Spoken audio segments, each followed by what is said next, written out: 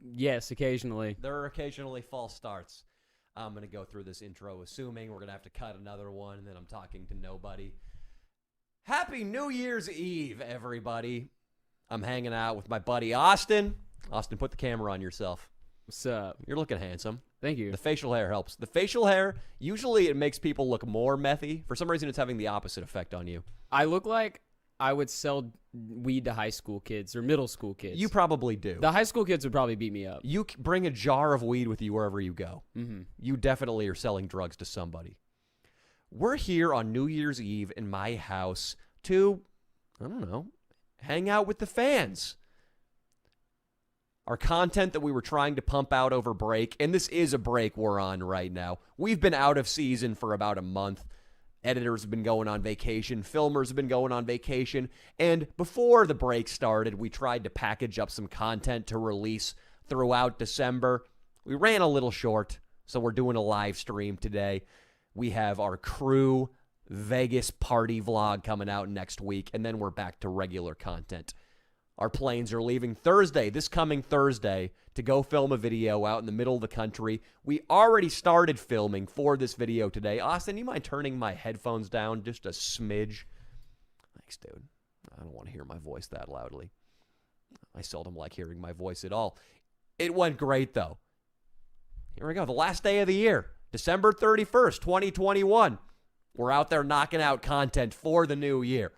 And it's been a great year. Austin's enjoyed it. I've enjoyed it.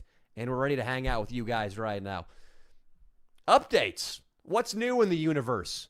Got a little mini cancellation going on based on displeasure with the Edward Forty Hands video. Austin, I think I found out what's happened with all this. Can I give you my theory? Okay, yeah, give it to me. I am like the pilot on a Boeing 747. Whenever there's trouble in the Danny Mullen kingdom, I see it like a flash in a cloud some 20,000 feet below. All right? It usually doesn't concern me because I don't spend a lot of time on the internet. But the way I hear about storms a-brewing is through my own Patreon. Mm-hmm. I remember I was doing a Patreon live stream in my childhood bathroom, which, side note, the amount of seed I've shed in my childhood bathroom, I mean, oh my God. If I wasn't coming into tissues and flushing them down the toilet and I was just jerking off onto the tile floor, the semen level would be above my head. You could repopulate like an African village after a warlord comes through. Village, the continent. Mm-hmm. Every load's like 300 million sperm. I was in there, though, and somebody's like, Danny, there's people on a bunch of Reddits that really don't like you right now. And I thought, a bunch of Reddits? They're like, yeah, they're like feminist Reddits and like cringe Reddits, and just people are genuinely displeased with what you do and how you carry yourself. And I was like, all right, well, whatever. Nobody cared. The last video, the marathon one, went well. I'm just going to go about my business as usual and post Edward Forty Hands Christmas time 2021 on the scheduled date. Well, if you are not a fan of mine and you're a feminist and you belong to like a cringe Reddit, well, you're really not going to like our traditional Edward Forty Hands videos. And Perfect Storm pissed off people on Reddit. A video where I told a girl I was going to make a jizz lake in her belly, and you've got a recipe for outrage. I mean, just like the last time you got canceled, though, it was your girlfriend who was getting the most heat. Yeah. Well, the Mia thing, I've watched it a lot of times because what these cancelers said, I tried to consider it with a fair mind. I tried not to just be like, you're wrong, I'm right, because I'm the guy who makes this stuff. I went back and I watched Mia's performance. And when you really break down some of the stuff she said, Austin, it's hard to deny. She called people in Alabama cousin fuckers. True. Per capita, per state, more people fuck cousins in Alabama than anywhere else. That doesn't mean you can't be a smart young lad from Alabama. You can't run a successful business. If you live there, though, you have a higher likelihood of making love to one of your father's brother's daughters. Yeah, so if anything, she was just raising awareness of the incest problem we have in this country. There are support groups for it. Mm-hmm. That was important, what she did. You know, it's actually against YouTube policy to be pro-incest. I read that recently in their terms of service. That's why YouTube, they temporarily took the video down because it was mass reported, and then they reinstated the video 30 minutes later because I think they realized just that, that we are anti-incest and therefore the good guys. Next, Mia pointed out that 5 guys from the Midwest all looked like clones of each other. Austin, you got to carve your own path in this world. You got to march to your own drumbeat. If you and your buddies are all wearing the same polo you bought at American Eagle, you're not going to get ahead. All right, that's what I've done with my thing. I got the Beatles cut. We do videos where I don't know. Our videos, I don't know how much more unique they are than anybody else's. But I at least try to carry myself a little bit different than the average Joe in the world or on YouTube. Lastly, Mia told the guy who tried to bum a camel off of us that he didn't need a cigarette. He needed a fucking life coach. Anybody who came at me during this cancellation, ask yourself, what did that bum need more? A Marlboro Red or Gary Vaynerchuk or a Tony Robbins book? If that guy would have cracked open Awakening the Giant Within instead of going to the 7-Eleven and getting another carton of smokes, who knows where he would be in 10 years? Cigarettes cause cancer. Life coaches cause progress. You're turning knobs over there. What I'm saying is, people, you're hopping on the outrage bandwagon without understanding what we're actually doing out there. And what we're doing out there is making the world a better place. And a safer place. 140 at a time. You know who's making the world a worse place? Leandro Ottavio. Leandro Ottavio, during our Patreon podcast, brought over his pet cat. I'm not an animal hater. I'm a dog guy. I do have some beef with cats. I got clawed by my cat Alice in the face when I was a 5-year-old boy. I had her on one of our kitchen table chairs, and I was spinning it around like a merry-go-round. And Alice, getting nauseous, had quite enough. She let me know that with a swat of her right claw. Leo brings his cat over, and this cat's pretty friendly. His little cute Brando. Brando, guys, and we're going to do Q&A in a second. This is not going to be all me ranting about cats. Leo brings Brando over here. And Brando, you can pick it up, ball it up, pet it. It doesn't scratch you. It doesn't bite, which makes it an okay feline in my book. Brando was okay with me until about 45 minutes into the podcast, he took the biggest steaming cat dump in his litter box that any feline has ever took. You smelt it, Austin. It was bad, dude. It smells bad in here now. It still smells bad, but not because of the poop. This cat, we had to get its litter box out because it smelled like a human body was decomposing in it. We get the litter box out in the backyard, and we think our problems are solved. Well, the cat, I guess, no longer had a place to pee. So somewhere around the hour and 20-minute mark, this thing slinks over secretly into a corner and empties its bladder. You know, Mudflat peed in a corner of our Airbnb in Vegas earlier this month. You guys are going to see the video of that. But it was mostly Coors Light. Okay? It was mostly vodka. You couldn't smell it the next morning. When a cat pees, though, it smells like it's been drinking nothing but vinegar and asparagus smoothies for the last month. How bad does it smell in here, Austin? It smells like you went to one of your poor friends' houses whose mom is obese and has like 5 cats everywhere. It lives in a trailer. Yeah, mobile exactly. home, which I know is a sensitive subject for you because you do too. We're calling up Leandro Ottavio right now. I hope he's home, and I hope he can put the cat on the phone. People, we're going to do a Q&A very quickly after this. Hopefully Ottavio answers. You guys, if you have questions to ask, we're going to answer them. Me and Austin. We're hanging out for as long as it takes, deep into the New Year's Eve. Come on, Leo. Answer for your crimes. Your call has been forwarded to an automated voice messaging system. I got this. Let me handle it. 8. No, don't show his number. God damn it. Good catch, Austin. This is what I was going to tell Leo. I want him to put Brando on the phone, but not like his mouth to the phone so I can... I don't want to hear that. I want Leo to hold his iPhone up against a wall, grab Brando by the tail, and swing Brando as hard as he can into that wall. Jesus Christ. I want to hear Brando's skull collapse against Leo's bedroom door frame. That's what I want to hear. I want it to go straight through the bedroom door. Okay. And leave a cat-shaped outline. Exactly. It'd be funny if its paws were up. Like, and there's just a perfect cartoony cutout. Something out of, I don't know, Tom and Jerry. But, guys, we are thinking about moving out of this house. I think this might be our last rent period in this place. I'm going to tell you, the cat piss smell has hastened my decision. I think I'm getting out of here because of this alone. And with that, I don't know. I got one more message. Editor Ian is listening to this live right now. He's driving home. He's on the freeway, headed back to Orange County. Ian, I sincerely hope something dark comes over you and you veer into oncoming traffic. He wanted a shout-out. There's a shout-out. And with that, let's get into Q&A. Guys, we have nothing planned for this. Austin and I are losers. We're staying in for New Year's Eve. We're not going clubbing. We're not doing coke. We don't have any tail on speed dial. So we're hanging. If you guys want to ask anything, a super chat will make your questions more visible to us. We will try to answer every single super chat question we receive, provided it isn't racially charged. Because, hey, this isn't Parlor. And if we've already answered the same question like multiple times, then at that point, it's a little... In this session? Yeah.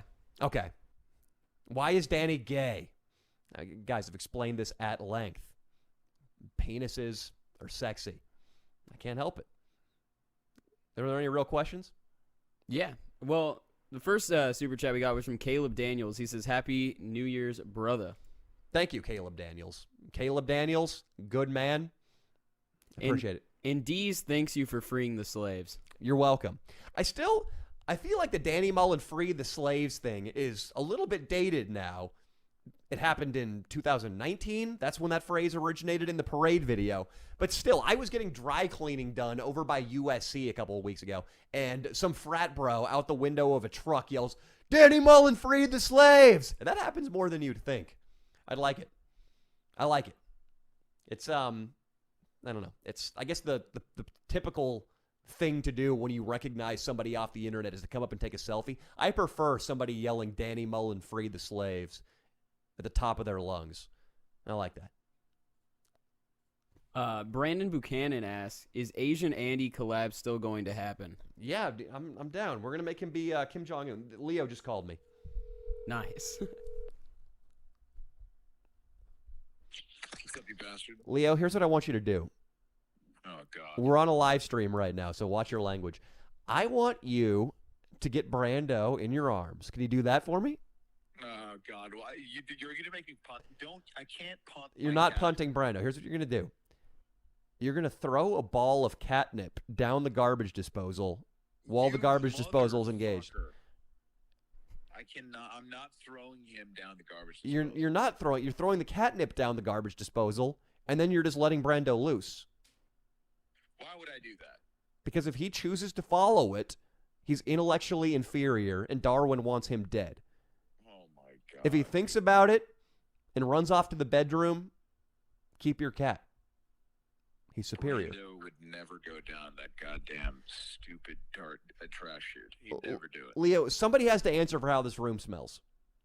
I know. I understand. All right. But it was my fault, really, for not thinking that if he took a massive shit, he would need somewhere to take a piss. He didn't have anywhere to pee, Danny. Isn't that simultaneous? When you shit, don't you piss at the same time?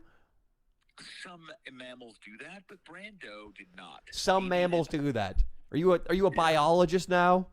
Look, Are you Brando volunteering took at a the LA shit. Zoo? You don't know about cats' urinary tract functioning. I believe that they take shits and then they pee at other times. You know what you do know about? You're Italian. You know about janitorial work. Get over here with a bottle of disinfectant and a rag and sort this out. Listen, you motherfucker. I told you what to do. You're going to get some baking soda. I'm not going to do anything. Throw it on the ground. No, I'm not getting baking soda. Throw it everywhere. I'm going to throw. What am I going to throw? I don't know. I'm coming up to that apartment, Leo, of yours, and I'm going to do something evil to Brando when you're out tonight. You sick son of a bitch. What are your plans I'm bringing tonight? him with me.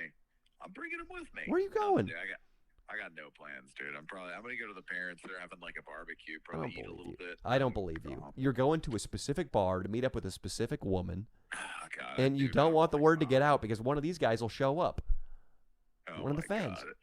Go, dude. Yeah, I'm gonna tell. You know what I am? I'm going to fucking Universal Studios for bring in the new year. Yep. Party time. That is Leo's old stomping grounds, the parking lot. People, we talk about this on the podcast a lot. Leo has actually been getting blown in parking lots again, which Oh, God. to me is fantastic. I don't know what it's like. It's like the humpback whale migration coming back off the coast. It's an exciting time. It's like your favorite fighter getting You out know, of retirement. sometimes. Who do you got Sure, there, dude? sure. Who do I got? I got Austin Schlosser here, and I've got a 22-year-old babe with huge tits. That's such a lie. I've got her. 22-year-old. I've got her. Huge tits. She's handcuffed to the sink in the bathroom, and Austin and I, after the conclusion of this podcast, are going to do to her what we please. She's 22, huh? A little old for you? Yeah. Sorry. I figured she was. Yeah, well, either way, I hope you enjoy your time. I'm going to be hanging out. Brando, I'll bring some baking soda very soon to the podcast studio. We'll figure out where he might have peed. All right? Here's what I want you to do. I want you to get on Amazon. I want you to rush deliver a model of a Sparrow. Oh, my God. Okay? I like a model airplane glider Sparrow that shit. a 69-year-old reclusive guy in the mountains would hang in his garden. I want you to take that and throw it out the window while Brando watches. Yeah, I live on the 8th floor. I think you could survive the fall. I can't. No way he'd survive. It's the 8th floor. I want you to go, Brando, Birdie, Birdie. And then when he's looking intrigued by it, you throw it out the window and you see if he follows. And when he comes Holy back to shit, life, that you're is- going to have it's to do it almost- another I mean, look, 8 It's times. almost a guarantee he's going to die. It's the 8th floor. Are you serious? He's not going to survive that. Even if he reaches terminal velocity very quickly, but it's the 8th floor. Leo, I'm going to regain your trust when it comes to your cat one day, and I'm going to ask to babysit him. And while I'm babysitting him, I'm going to drive onto the 405 at rush hour with all the windows rolled down. Oh my God. I'm going to say this. Look, I already talked to Brando, and I told him he's not invited back to the podcast room because of his behavior last time. I appreciate that. I appreciate that. Serious. That might have been the thing that He saves his knows. life. Yeah. All right, Leo. Well, All right, you bastards. at least you realize the error of your pet's ways. I expect you to be here first thing Monday morning with a bag of baking soda and a rag.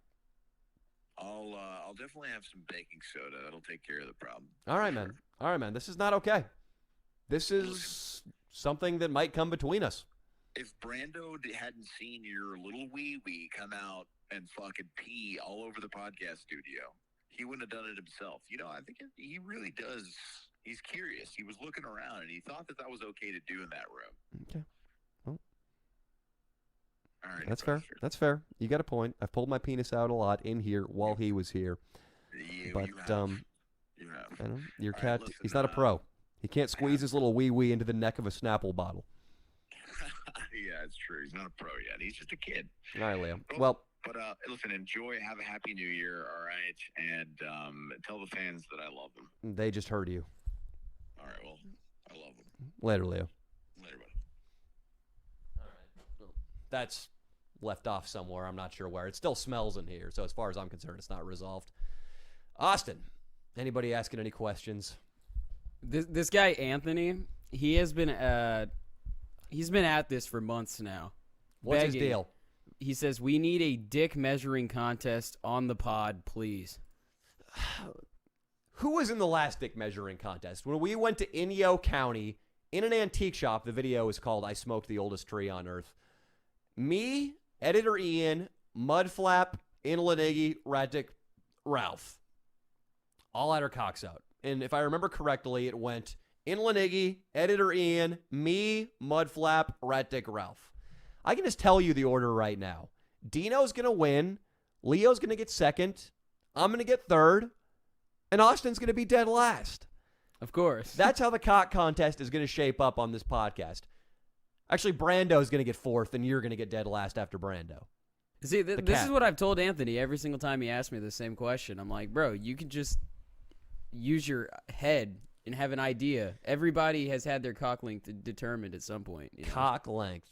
Yeah, dude, I don't have a big cock, so I'm going to be close to last place without being the caboose. Okay? That's the result of any cock contest Danny Mullen's in. James here, he says, where is Fan Jerry, and did Swolby break up with that sexy girl? I don't know who the sexy girl was. Based on the women that Swolby's been having sex with lately, sexy girl is a matter of opinion. The last girl Swolby had sex with was a fan in Vegas. You're going to see the whole video of that saga next week, including him getting her a Plan B at Walgreens and her taking it. That's all on camera.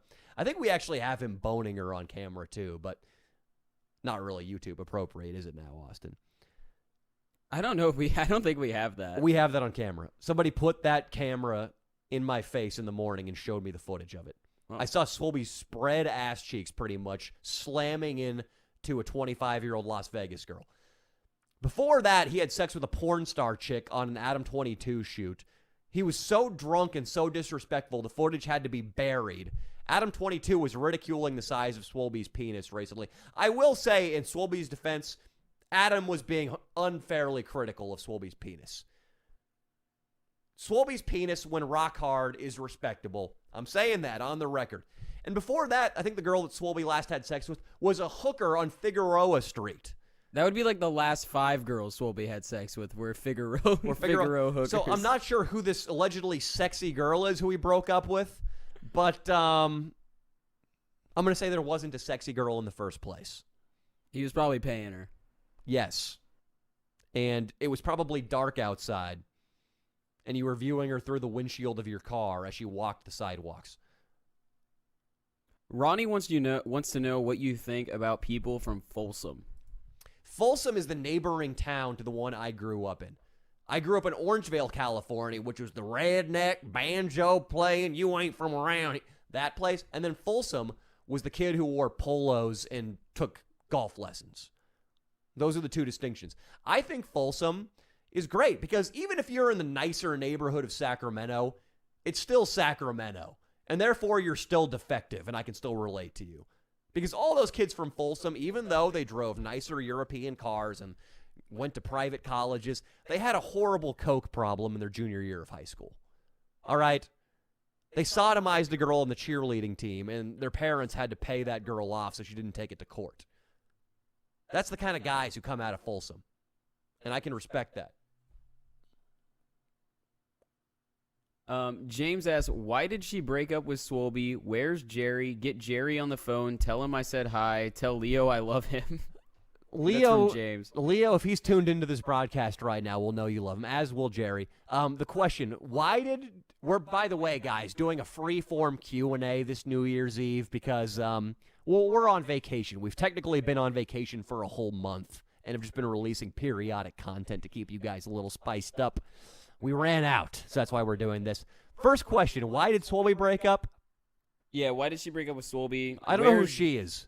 Yeah, I don't know. Maybe he was dating that one girl Thick for Fit a while. Gabs. Thick Fit Gabs. Thick Fit Gabs, Swolby's bodybuilding OnlyFans girlfriend, who did have an OnlyFans where she would take off her clothes and maybe even have sex for pay. There's footage of Swolby having sex with her on her OnlyFans. There you go, guys. Do some digging.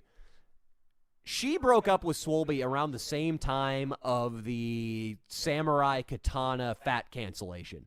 And I remember she took the side of the cancelers. So Swolby's new crowd, the Danny Mullen regime, might have driven a wedge between the two of them. Yeah, she got really mad because Swolby joked on the pod that she did steroids and she lost her She mind. looks like she was on steroids. That girl looks like she was putting needles up her ass. She went in there and she squatted twice what I could ever squat. In front of my eyes. That's not natural. In front of Jerry's face. That's not a multivitamin. Yeah, she had the control in her thigh muscles to hover her pussy 2 centimeters off Jerry Senecal's nose. All right? That's muscular control that only comes with Mexican steroids. He had some other questions. Where's Jerry? In San Diego. He's at the Hitching Post Motel. He's probably not sober. He's probably not in a good state of mind right now either. Or maybe he is. It's either a lonely or a not lonely New Year's Eve for Fan Jerry. You guys take your own guesses. We have a question here from Terrence. And he says, come to Atlanta and crap on one of the many MLK monuments here. Okay, that's for Kahuna. I did not sanction that, by the way.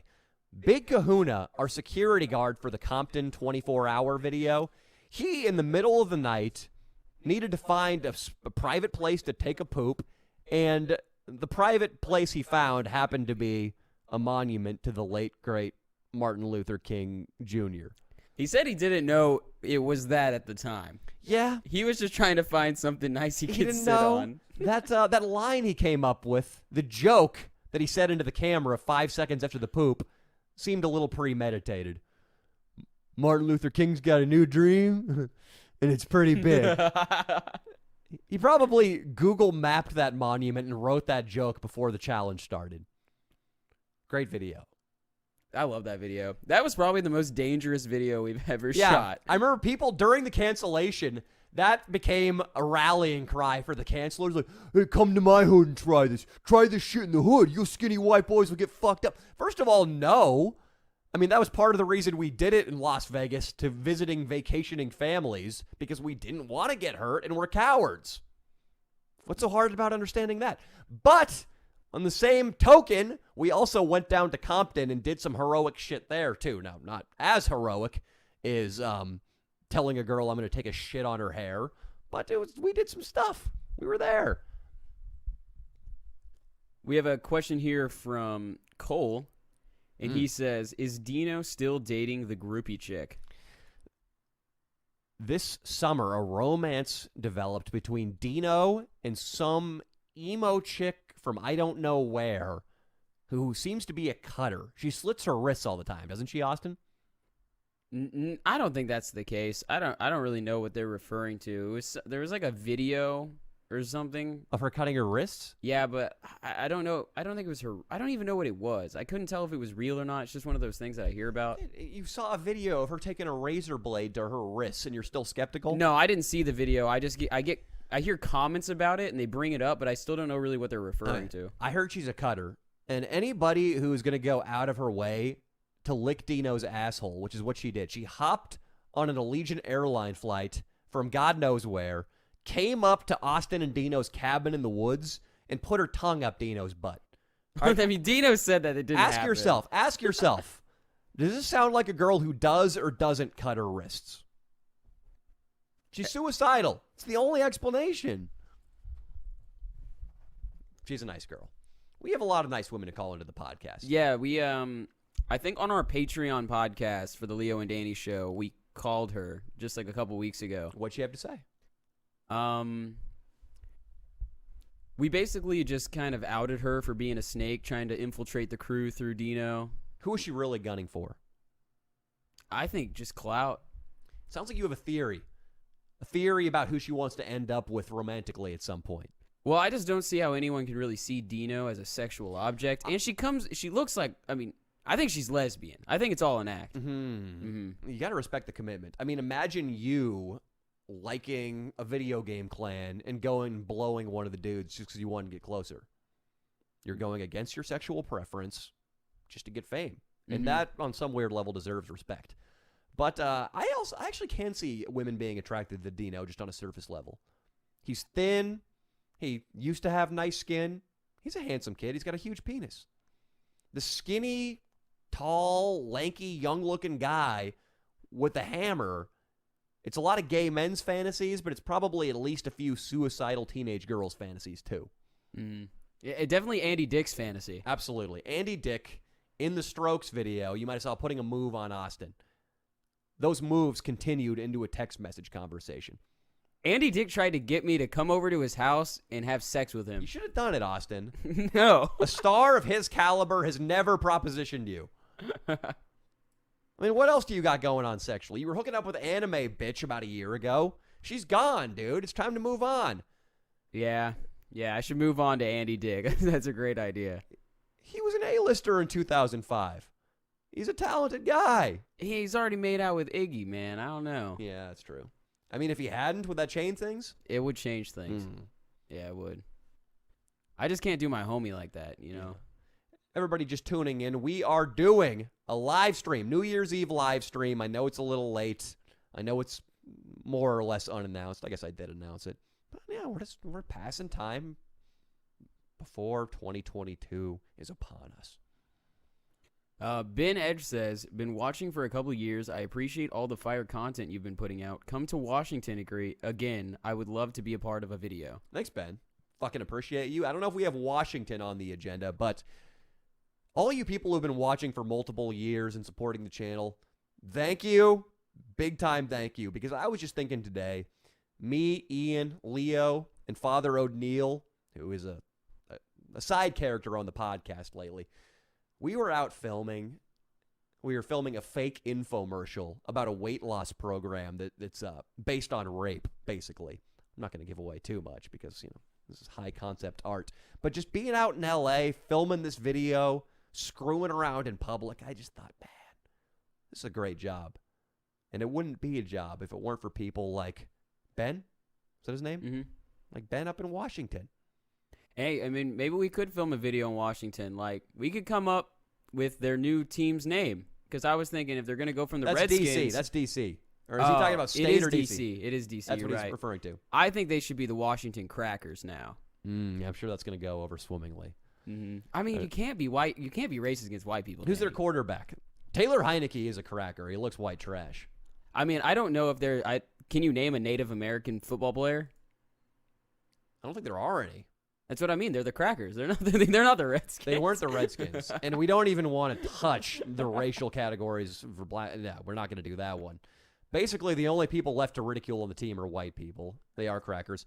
Who, speaking of crackers who play football, the punter, I believe, for the Minnesota Vikings follows me on Instagram, which I assume means he's a fan of the channel, which is sweet. All right? I don't know how good of a punter he is. He's no Johnny Hecker for the LA Rams, who I think is like the best one. But still, as a football fan, appreciate it, dude. We have a donation here from Crazy Life. He says, Danny, Crazy Life, thank you. Mm-hmm.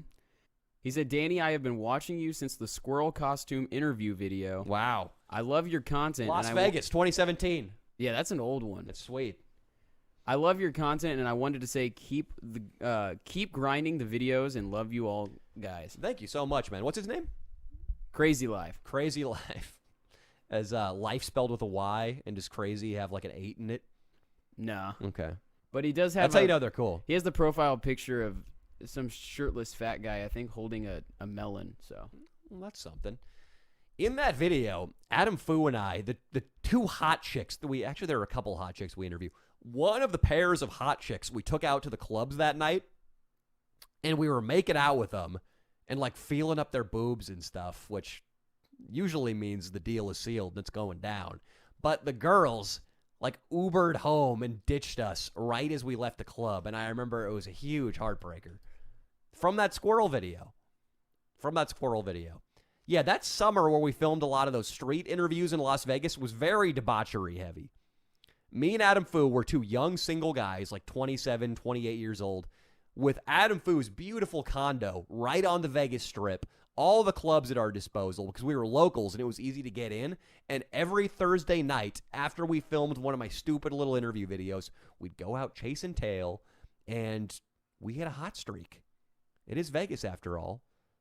Like the craps roller who just got off the plane and is rolling 7s and 11s all night. We were hooking up with 3s and 4s until dawn. Sometimes the same 3 we'd share. Our first double penetration happened that summer. Was she a 3? She was actually really hot. And I've told people this. Whenever you're pulling like sexual stunts, meaning you're loading up an extra body onto a chick, gangbang, you're doing a donkey punch, you got to make sure the girl is a Republican. I don't know how many times I've said this, but it's true now more than ever. Any girl who's going to Antifa rallies, has the BLM black square, has her pronouns in her bio, those girls will Me Too you just for something to do. All right? It's true. Those chicks, they have a completely warped idea of what constitutes abuse. All right, if you go to their coffee shop and you don't drop a 5 in the tip jar after they make you a cappuccino, they're liable to tweet about you and try to get you canceled. But a girl who's out there at Stagecoach Music Festival wearing the hat and the booties, who says, God bless America, and an Instagram post on the 4th of July, that girl, Austin, I mean, it is a point of pride that she will never speak out against a man for any kind of sexual misconduct. And I'm not saying anybody should conduct themselves misconduct-wise, but sometimes you're double penetrating a girl, there's miscommunication, and it ends up on the internet. But this girl that we double penetrated in Vegas once, we found her Facebook years after. Dude, trumped out. Just base. Just like daddy was the caption of a picture with Trump in her fucking feed on Instagram. Like she's out in a shooting range with Trump socks hiked up to her knee. Loves Trump. That girl will never say a bad word about me and Fu until she's 6 feet under. And then maybe she'll tell St. Peter up in heaven or something. But we're safe in this life. If her parents find out she had 2 penises in her at the same time, they'll probably disown her. So until they find out we're both conservatives. And then they'll be like, all right, that's cool. Fu is Jewish. Oh. I don't like that. I don't like that. If I can jumpstart a rusty Ford truck and come after him cross country. I think she was from Florida. Let's keep rolling. So, Jackson Brown, what was your least favorite state to visit in 2021? And thanks for freeing the Jews in the 1940s. Thanks, man. No, this is new. That was me. There's actually photos circulating of me with a Thompson liberating a camp, dude. So I'm appreciating that somebody's recognizing it. The least favorite state we visited, I'm buying time right now for myself. So I'm going to say my favorites, I really liked Alaska. We had a great time up in Anchorage. And I also really liked Pittsburgh, which it's almost been a full year since we visited Pittsburgh, Pennsylvania. Pittsburgh was clean, beautiful, sports franchises to root for, beautiful women, nice guys. There's an example in that flag throwing video we did in Pittsburgh where I flagged 2 bro-y looking dudes at the bar who are with hot-ass chicks. I flagged them for being doofuses and too big of losers to be with these hot chicks, and the dudes are just dying laughing, which I feel like in L.A. you might not get that. In Texas, you might get some dude standing up, showing you his cowboy belt buckle, and then showing you his class ring before he clocks you. Worst. That was the question, right? Dude, I liked everywhere. I'm trying to think. I liked Oklahoma. I'm trying to think of anywhere that I didn't like was probably in 2020. Because in 2020, I tended to be more stressed about shoots than I was in 2021. 2021, I was in a more relaxed mood. So I don't know, man. It was probably, to be honest, just like some LA shoot I was not having a good time on. I've loved everywhere we've gone. I have nothing but good memories from all of our double video shoots, like in Kansas or in Texas or wherever. One thing that was annoying, though, about Oklahoma were all the fucking toll roads. It's like you got to pay, I guess, the Native Americans like $7 anytime you want to go up the street. You got to pay. You got to pay Squanto. We paid like 20 tolls. We paid a lot of tolls, and we had to get pestered by a meth head while we were enjoying barbecue. He was nice, though. He was nice. He was going to ride a horse into the restaurant for us. He was. He was going to give us content. Yeah, I will say that Oklahoma, you and I had a great time in Oklahoma, but it really wasn't by virtue of us being in Oklahoma. Like, Oklahoma sucked. I mean, we drove around looking for food, and the only halfway decent option we had was some third-rate Mexican grill. Everywhere else was Pizza Hut and McDonald's. Nowhere to go, nothing to do. Mosquitoes and fireflies and rednecks. Tulsa. Good memories from the Bob Dylan Museum. Woody Guthrie Museum, I forget. But yeah, I mean, you and I had a good time in Oklahoma, and it was good memories, but I didn't love Oklahoma. Ryan says, "Hey, Danny, my name's Ryan. I have 500K on TikTok, and I want to know how you deal with hate. P.S. Don't tell anyone I watch your vids. I'll get canceled for finding your outrageously inappropriate content watchable." Well, sorry, Ryan. I already read your name out loud. Yeah. And also, hate me? I don't experience any of that. Ryan, hate? I mean, I have to look at your TikToks. For all I know, what you're doing is worthy of hate, and you haven't received enough I'm going to send somebody in as a scout to figure out what this guy's doing. I would say it's tough because a little bit of hate can be benevolent and can just be your fans letting you know what they enjoy and can guide you in the right direction. But a lot of times fans don't exactly know what they want, and they're just being mean and negative for the sake of being mean and negative. I'm not saying that's a lot of people, but as a creator, you have a tendency to read 98 glowing positive comments, and then the one hater is the comment that sticks in your head. So I'm not saying my fan base are assholes. I'm just saying the hate exists, you see it, and sometimes it fucks with you. I think the move is to just not dig too deep in your comments. Read the top couple that are getting the most upvotes. I think those are reliable, and those are representative of the mass opinions. And don't scroll 20 days down into your inbox and read to the bottom of your comments, because you're turning over stones. You're going to get bit by a snake. Is that the saying, Austin? Yeah, I think so. It's a saying. I don't know. Hate's tough. It's tough. You just got to realize that in whatever profession you're in, you're probably going to have some sort of equivalent to hate. If you're a professional athlete, you're going to get a ton of hate. If you're an entrepreneur, if your company gets successful, you're going to have sponsors and business partners and employees beneath you who are going to criticize what you're doing. That's hate. I mean, unless you're like a librarian in Minneapolis, I don't know.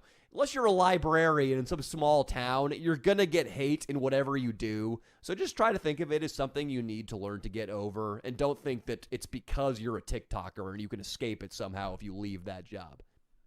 Have you ever had, because I've heard of Ben Shapiro like saying, oh, I get hit up by celebrities that say I'm a fan of yours, but I just can't publicly out. Sure. Have you had like another Sure. YouTuber tell you that Sure. they can't say that they're Sure. your fan? That's funny. There was a kid who was in a big Netflix series who came to our show in New York City in 2019 who can't even follow me on Instagram. He said he showed our content to Jason Bateman, and Jason Bateman liked it too. That's cool. Allegedly. I have no way of verifying that. But a couple of like big models and TikTokers, like people with 20 million plus followers on Instagrams, their siblings have hit me up and said they're fans of the channel, but they probably can't like come clean about it. Ben Shapiro's got like fucking Derek Jeter and Brad Pitt as secret friends. There's an Instagram model who has a brother who knows a cousin's drug dealer who likes my channel. I sound pathetic. I'm over here trying to brag humbly about the people who message me about fandom. I hate myself. Juan Slowup says, a while back you savagely roasted one Holden Pagana. We all know you can be negative, but can you now praise someone known as Holden Basketball? Holden what basketball? I don't know what he's trying to say. Holden Pagana? He probably tried to type in Holden Pagana and Google correct one. That's such a stupid name. That can't be real. And it just turned it into basketball. I don't understand. Even the robots don't like that name. Holden Pagana. Holden Pagana, your name sounds like an Italian dish. Whatever I said in the Savage Roast was probably correct. And I don't feel like making peace with you right now, but it smells like urine. And anybody who will unite with me against Leo and his cat is an ally I'm in need of. So Holden Pagana, go down to City Hall, do something about that last name, man. I don't care how proud you are of your family lineage. I don't care what your grandpa did. You can't go through life as a Pagana. Lucifer Z says, parking lot pro tip. Tell a girl you just got your wisdom teeth pulled out so you don't have to kiss her when you pull up to the parking spot. This is a blowjob tip? I guess so. So you can get the blowjob without having to kiss the girl. So this is in reference to Leo, who's famous for getting his dick sucked in parking lots. I mean, the girl's got to be really ugly if you're looking for excuses to get out of a kiss. Or she could be a hooker. She could be a hooker. If you get caught kissing hookers, then you're not going to live that one down. Should I tell you a story, Austin? Oh, yeah. I think you've told me this story. Maybe. Yeah. I was in Vegas in 2011 spring. I had just finished community college, and I was getting ready to transfer to UCLA, I think. I knew I was in, so this was a blowout.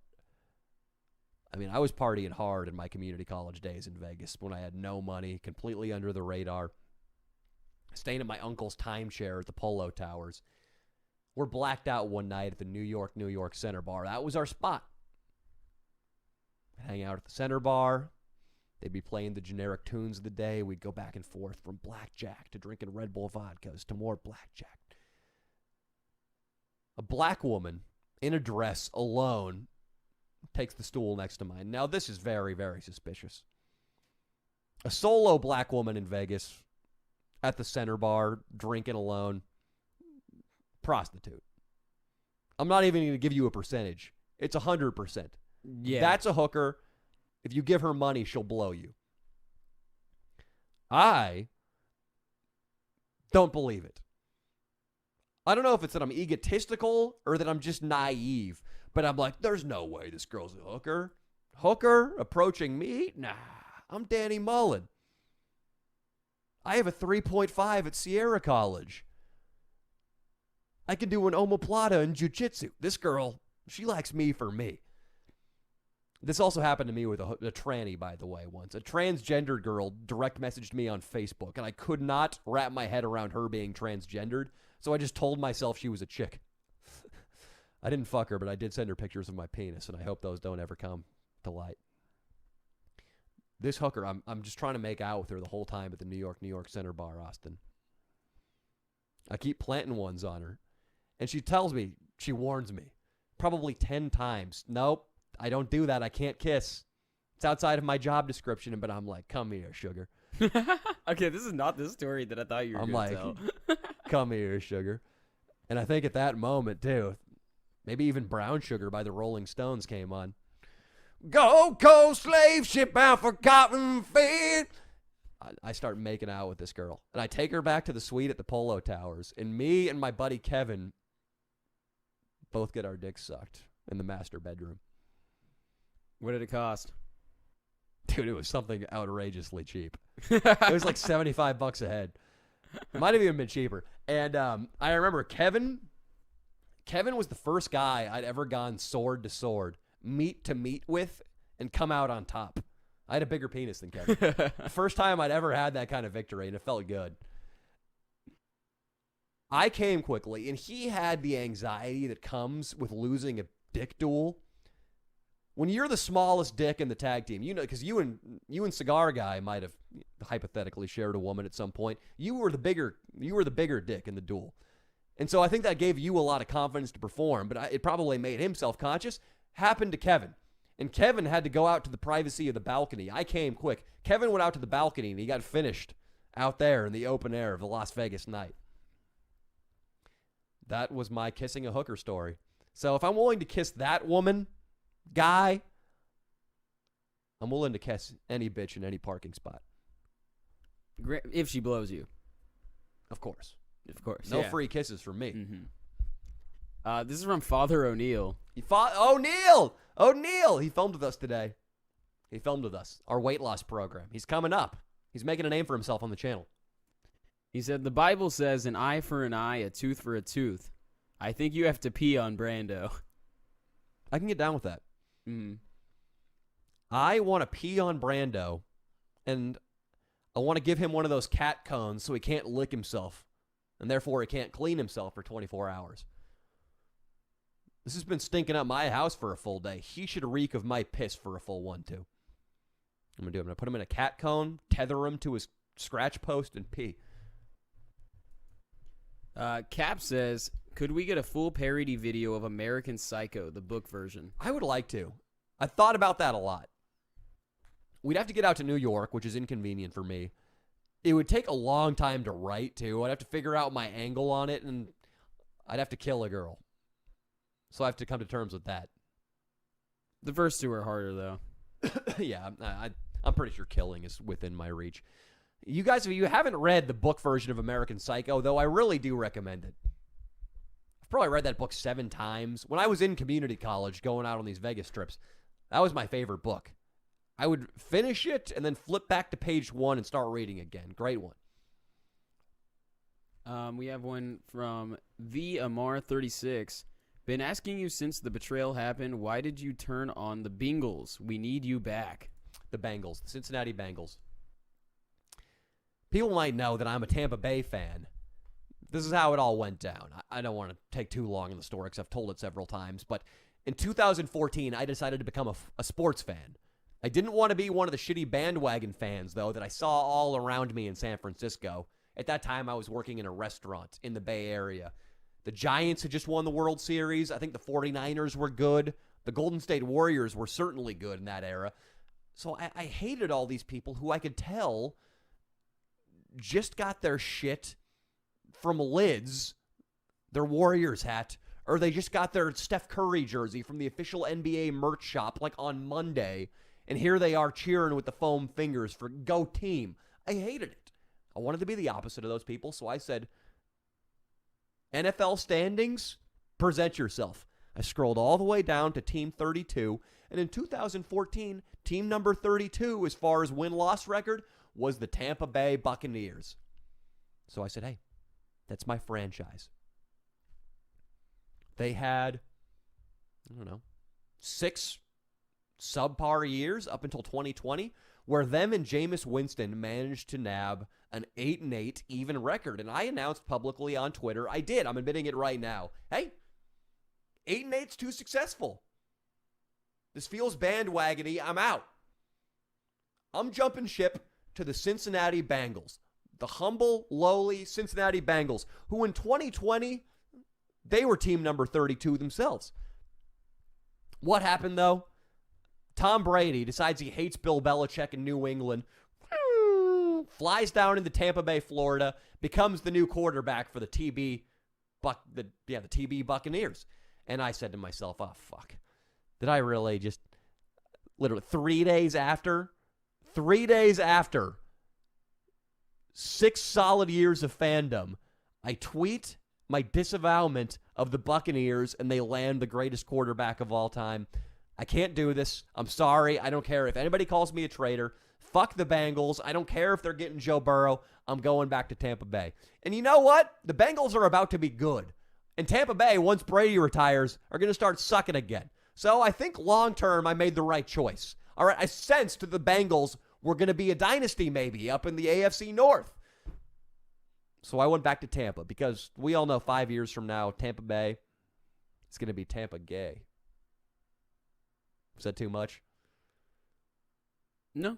I call them Tampa Gay, because they're shitty, they're going to be gay. But yeah, I think that's fine. We're all adults here. Yeah, we can handle it. Zacadilic says, yo, tell Danny to call me. He knows. Chicken noodle soup, French toast. I did. Zacadelic is a patron, and he's a good guy. And let me see. I don't have his phone number, though. Let me see. He gave me, his phone number's in this message right here. Want to call him up? Can we do it from the system right now? I can work that in real quick. Yeah, work it in. I'm going to see. I can give you another question while I Yeah, do that. Set up. We're going to call Fan Josh, too. Fan Josh, who's been circling our videos for a while, he, in my opinion, had the best performance in the Edward Forty Hands video. I mean, I hope you get boarded by Somalian pirates. I'm going to frost your pussy like a fucking toaster strudel. That's good stuff. He's no doubt listening to this live. We're going to call him up. He had sex with a girl. That's his 3rd all-time, and we got to hear how this went down. He said she wasn't fat. I'm not sure I believe him. All right. Fan Josh is young. He's eager to make a name for himself. He's probably lying. We're calling Zacadelic right now? Actually, I'll text you his phone number. In order to use our Google Voice account, I don't want to accidentally sign out of your YouTube channel and mess up the stream. I got you. Yeah, text me his number, and we'll do that. Hey, Bryce said he made a donation message. I probably just haven't gotten into it yet. All right, we're looking for it. Bryce, the crew photographer. We're coming to you. Also, Mudflap sent me a kind message earlier, so shout out to Mudflap. I haven't responded yet because we were shooting all day. We came right from a Patreon shoot. Exclusive Patreon vlog will be up tonight. To here, we did a tour of LA real estate. It was pretty sweet. We went way up into Bel Air. We fucking basically got chased out of that place by rich people who smelled that we weren't rich too, and they didn't want us in their neighborhood. I mean, it gets bad. I mean, I felt like a runaway slave stalking through Cotton Plantation Row in the 1800s. That's how unwanted I felt there. Calling. We're calling a fan. We're calling a patron. Yo, yo, yo. Is this Zachary? It sure is. What's up, my man? Tell me what's new right now. I'm on my way to downtown Nashville, and for the first time, it's going to get televised. What's going to get televised? I guess like the New Year's thing they do in downtown every time. What do you plan to do to interfere with that broadcast? Hopefully, maybe there's like some body of water I could jump into. Always a good move. I doubt it. It's Nashville. Yeah, There's going to be a doughboy pool somewhere outside a bar?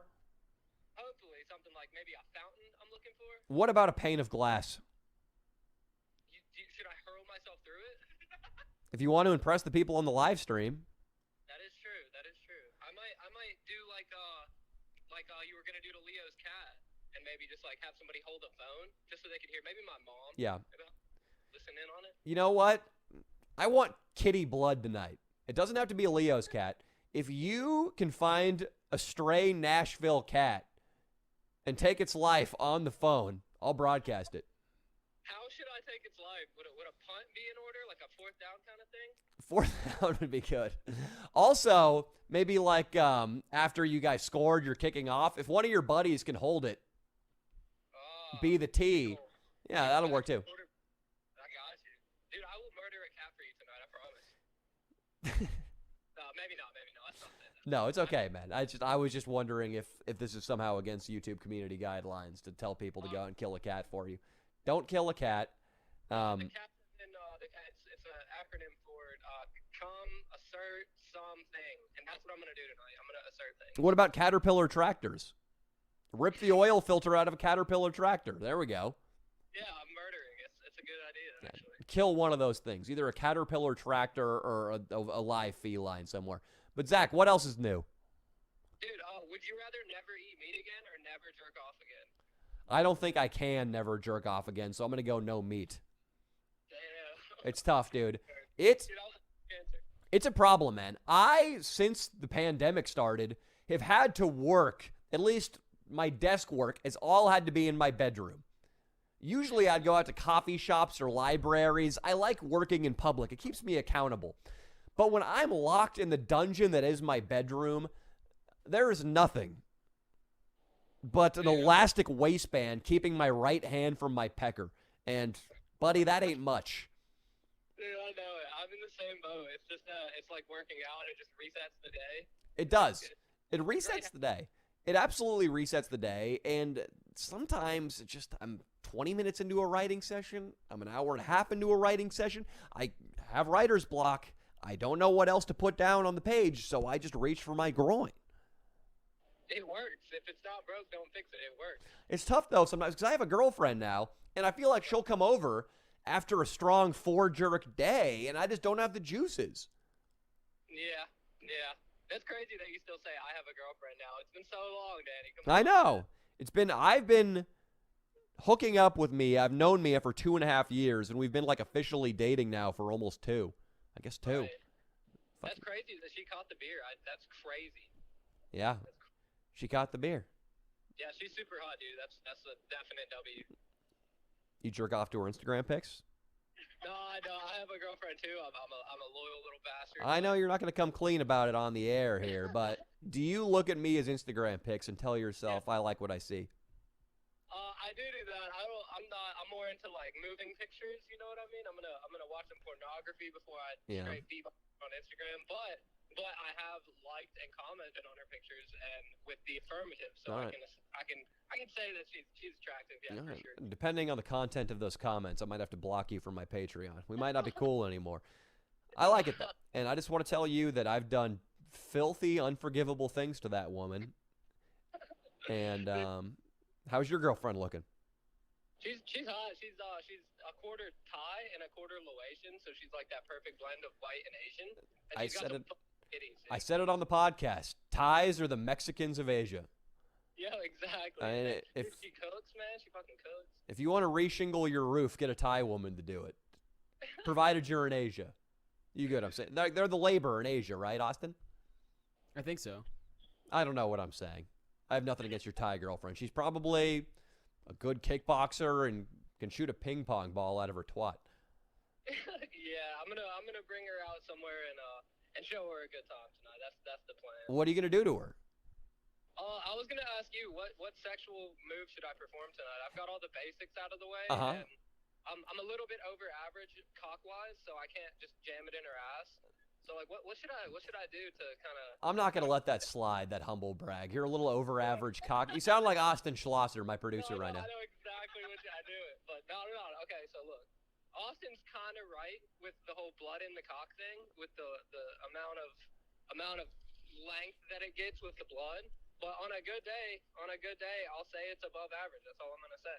It's above average all the time. Oh, that's the lady, the Thai woman. Hi. Yeah, she's here. Hello, Danny. Hey, baby. She's Hey, 18, right? What? She's 18, right? Yeah, she's 20. Yeah, absolutely. Perfect. Listen. How much exploration have you guys done with the old coal mine? Oh, shit. Well, listen, I was eating her ass while she was doing her hair before we left in this car, so that's something. That's pretty cool. That's nice. But let me tell you this, Zach. Mhm. The real diamonds are 6 inches inside. So I gotta put the old 6-incher in. You do. You heard it from him. Anal. It's not off the table. And if More 9. Okay, that's okay. what'd you say? It's more of like 9. No. I mean, Girls don't know anything about measurements. no, unfortunately. Girls, I'm so tired of girls estimating penis size. You know how many times I've heard? Brian had the smallest dick. It was disgusting. How big was his penis? It was like 5 inches. It was so small. 5 inches is the national average, okay? I think chicks, they think the national average is 8, but when they see a penis that's 6 inches, they think that's 8. They don't know anything. No, For what sure. they do is they are the right people to judge because they're the only ones that has the dick in them, so they know. That have the dick in them. You can't even conjugate things. Yeah, come on, we're from Tennessee. You know how it is. I'm sorry. I kid, Zachary. I kid. Yeah, and you're not the only ones that has the dick in you. Austin, I've come to suspect, has a little bit of dick in him, too. That is true. Austin, at gunpoint, I make Dino take you up the butt. I'd rather kill myself. You'd rather die? I'd rather die. He'd be doing a lot of soft tissue damage, that Dino. Zach, I'm sorry I made fun of her. She's nervous. She's on a live stream. No, it's okay. Yeah, Okay. No, it's all. It's You could never hurt my feelings ever. I Yeah. would never. Dude. I just don't want her to give my fan base an inferiority complex because she's making it seem like the average penis is 8 inches long. No, I totally agree. I had the same conundrum with thinking my dick was 8 inches, because it's a little bit above average. So Yeah. I would always say that my dick is 8.5 inches. Same number Austin said. Yeah. And, yeah, dude, it's not. It's maybe 7.5 on the best day. No. I only give myself 8. No. I've seen Austin's dick. It's nowhere near 8. The average penis, 8 inches, Austin? You're high. I know you're literally high, but you're higher than usual if you think it's 8. Actually, because we're doing a live stream, I didn't get high this time. This is sober Austin. Impressive. You haven't seen him in a while. Since Oklahoma, when the Yeah. airline made it so you couldn't smoke. Zach, the average penis in America, I believe, is 5.1 to 5.3 inches. All right, so if you have an above average cock, you probably have a 6-incher. But because a girl told you it was kind of big once, you told yourself it was 8. That's true. I haven't measured in fucking 8 years, so I'm just not going to. I just try not to care about it. Yeah, don't. Because you're going to remeasure and it's going to be less than 5.1 inches and you're going to want to jump off something. Yeah, you're right. I'm taking your advice. Just like I took the advice about, not Minka, Pandora Peaks. Pandora Peaks is hot. Pandora Peaks, if anybody wants to look her up, is a big titty model. Go to xhamster.com and punch in Pandora Peaks. All right, you will see a chick with some titties that will humble you. She's the one with the shower scene, right? Or the sauna? She's got everything, especially that sauna scene. Oh, hot. Yeah, you told me about that. Yeah, no, I was just beaten off to some Minka porn not too long ago, and I thought to myself, God bless Minka. She's a Korean chick who got basketball-sized breast implants. And a lot of times, Austin, if you're not on the big titty scene, you might not know this. The big titty girls, they have a high opinion of themselves, and all they're willing to do is solos, shower masturbation, maybe, if they're feeling wild, a lesbian scene. But this chick, Minka, threesomes, getting fucked by Ron Jeremy. I jerked off to an anal video of her the other day. A hot Asian chick with basketball, Spalding-sized titties who's willing to get banged up the ass and who has an inexhaustible catalog of material. She's probably done 1,000 films. Right, Zach? Yeah, I would say probably 1,004, maybe. Yeah, I'm sorry. I didn't count Big Titty Revenge 6. Dude, I feel like, can you really call porn films? Yes. do they Because count in the she's same from a category? bygone era, all right? She's from the 90s, Austin. They were films back then. Yeah, they were shot on. Okay. You think they were digital in the 90s? Yeah. No. In the 90s, there'd be a lot of digital. It was film, Austin. And what's more, it was art. You're right.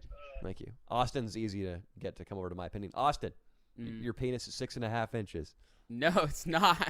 It's the one area he's stubborn on. Zach, how was it when you? I want to hear a little bit more about you licking your girlfriend's ass while she was doing her hair. all right, so I gave it like probably a solid 6 minutes of like cheek kissing and maybe a little like licking of the cheeks. You know? tease. Yeah, I'm out here. Uh-huh. I slowly brought my tongue into the asshole. Wow. And, she's got a fat ass, so it's kind of hard. So my neck was like kind of getting cramped. Did she quiver with pleasure when you finally got the tip of the tongue into that shit Cheerio? Did she fart? Did you quiver? I think she was pretty focused on the hair, so I was just doing my thing. She probably quivered. We'll say that. But I then rotated her hips with my hands, and then I started eating that fucking box. Oh. Yeah. Did she just come out of the shower? Because going ass to pussy can be a little dangerous. Yeah, absolutely. We had just got out of the shower. Nice. That is true. No ass to pussy. Nice. Zach? Yo. Would you ever stick your middle finger as far up her ass as it would go, take it out, lick it, and then hold it up to the sky like you were testing the wind? Maybe if it's pre-kickoff. that should be the new thing. What does pre-kickoff mean? Like how test the wind for the football. I'm trying to make. Oh, I get it. I like that you're bringing it back to football. I didn't know they tested the wind though. All right, that doesn't really get me any closer to an answer though. Yeah, no. I would probably do that. I'm not gonna lie. Like so I ate her out on her period one time. That's different. I'm telling you to put it all the way up in the coal mine. Yeah, I don't know. I've crossed the blood barrier. I would think that period blood is worse than shit. Nope. So I would say, yeah. You thought wrong. Yeah. I would probably taste her shit. You know, the Native Americans, they used to drink horse blood for sustenance. They didn't eat horse shit for the same reason. Anything that gets me closer spiritually to what Inland Icky is okay with Oh, he eats a lot of poop, dude. I could see it. What's the word for someone who eats shit? It's corpophagia. Yeah. I don't know what, like a corpophagiac. I don't know what that is. I misconjugated it, so we're even, sweetie. Zach, this has been great. Hey, I hope you lose your anal virginity to your girlfriend, and what's more, I hope fourth down comes and you have to punt a cat over into a rail yard. Danny, I fucking love you, man. I'm gonna see you when you're like 60 years old. We're gonna fucking meet, I promise. Hell yeah, dude. Maybe sooner than that. I'd like to come to Nashville. But Zach, you're a good guy. I like talking to you later on, man. See you, man. Awesome. Good luck. Later, dude. All right, let's do some more super chat questions, guys. We're taking Q&A, talking to whoever, and then I think we're gonna check in with fan Josh at some point about his sexual conquest. Okay, we have a question here from Homeless Hobo. Mm-hmm. He says, "Hey, Danny, how much do I have to pay for you to come to Norway? Please don't bring Leo. Love you." Hey, why can't I bring fucking Leo? I think this guy might have a girlfriend, and They might have a strained relationship, and that's a valid reason to not want Leo around. He'll be like, "Hey, while they're filming that bit, maybe me and you could go talk about Seinfeld or something." And over there. Leo, he would have the sentiment that you're shooting for there, but he would do it about 10 times smoother. Yeah. 100 times smoother. He'd be like, do you like Seinfeld? Oh, my God. George Costanza, greatest comedic actor of all time. You agree? Oh, my God. You know that episode, The Kiss? That's crazy. It's forbidden love at its finest. Forbidden love. Speaking of your buddy Sven over there, how long have you guys been dating? Oh, you're not dating? I know how that is. Yeah, sometimes, guys, we get these ideas of intimacy in our head when there's really nothing there. There's a basement. There's a boiler that'll keep us warm. Life is finite. Let's go. That's how it would play out, Austin. That's how smooth. I'm giving Leo credit right now, despite the fact that his cat pissed all over my carpet. How much to go to Norway? Dude, I don't know. It's expensive, and it's cold.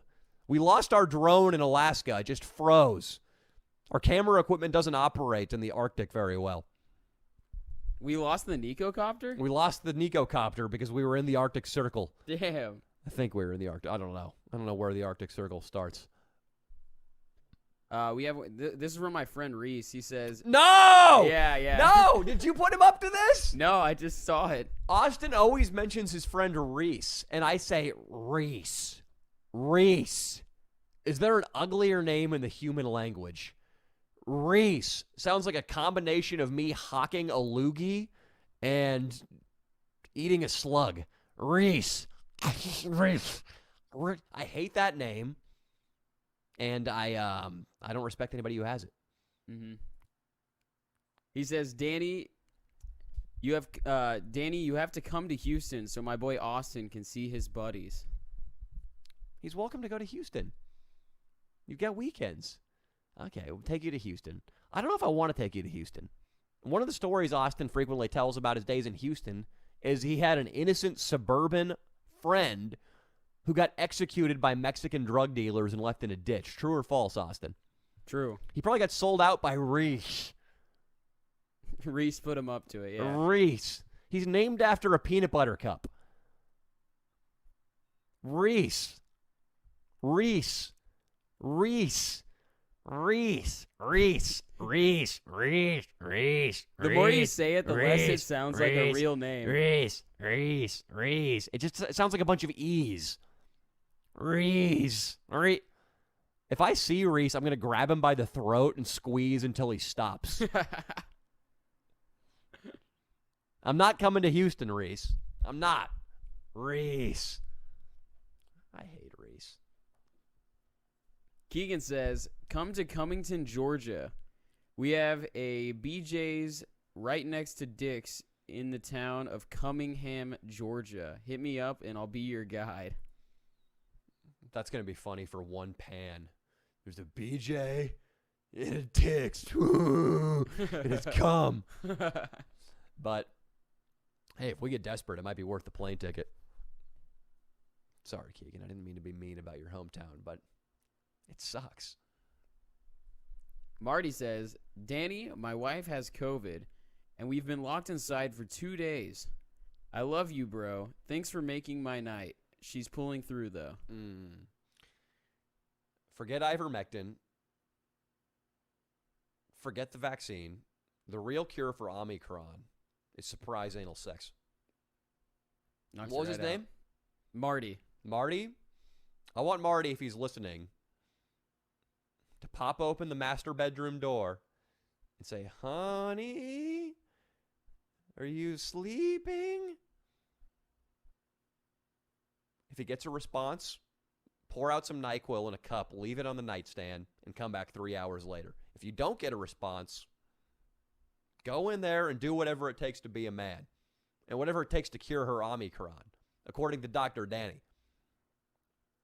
I feel you, though, man. This guy's probably like 45 years old, and I'm telling him to ass rape his wife.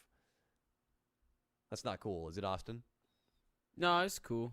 I respect this guy. Marty, he probably pays his mortgage on time. He's got his cars all paid off. He's in a happy marriage, and I'm treating him like one of the idiot 20-year-olds. Marty, you're a good guy. I'm sorry, dude. Don't take your wife up the butt unless she wants it. And if she wants it, she'll snore like this. That's how you know she wants anal. Oh, sorry. Imbaret everything, Lou. Everything, Lou? I don't know. Imbaret everything, Lou. I have no idea what his name is supposed to It's mean. probably somebody trying to trick you into saying something racial. Probably. What does he want? Hey, Danny.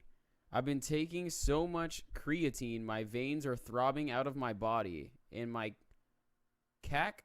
cock shrunk into my body. But anything for those gains, right? That's not real. Sure. I'm pretty Knock sure yourself out. creatine just holds water in your muscles. I hope your spine cracks under the weight of the barbell one day. Homeless Hobo says, Austin, you sob. Please read my previous super chat. Thank you. Oh, I already did. It's just the super chats at this point, guys, we have like a decent amount of them stacked up, and I'm just kind of going down the list. So if I haven't read yours yet, it's probably just because I'm not to it yet. I'm reading ones right now from, I guess it doesn't tell me what time.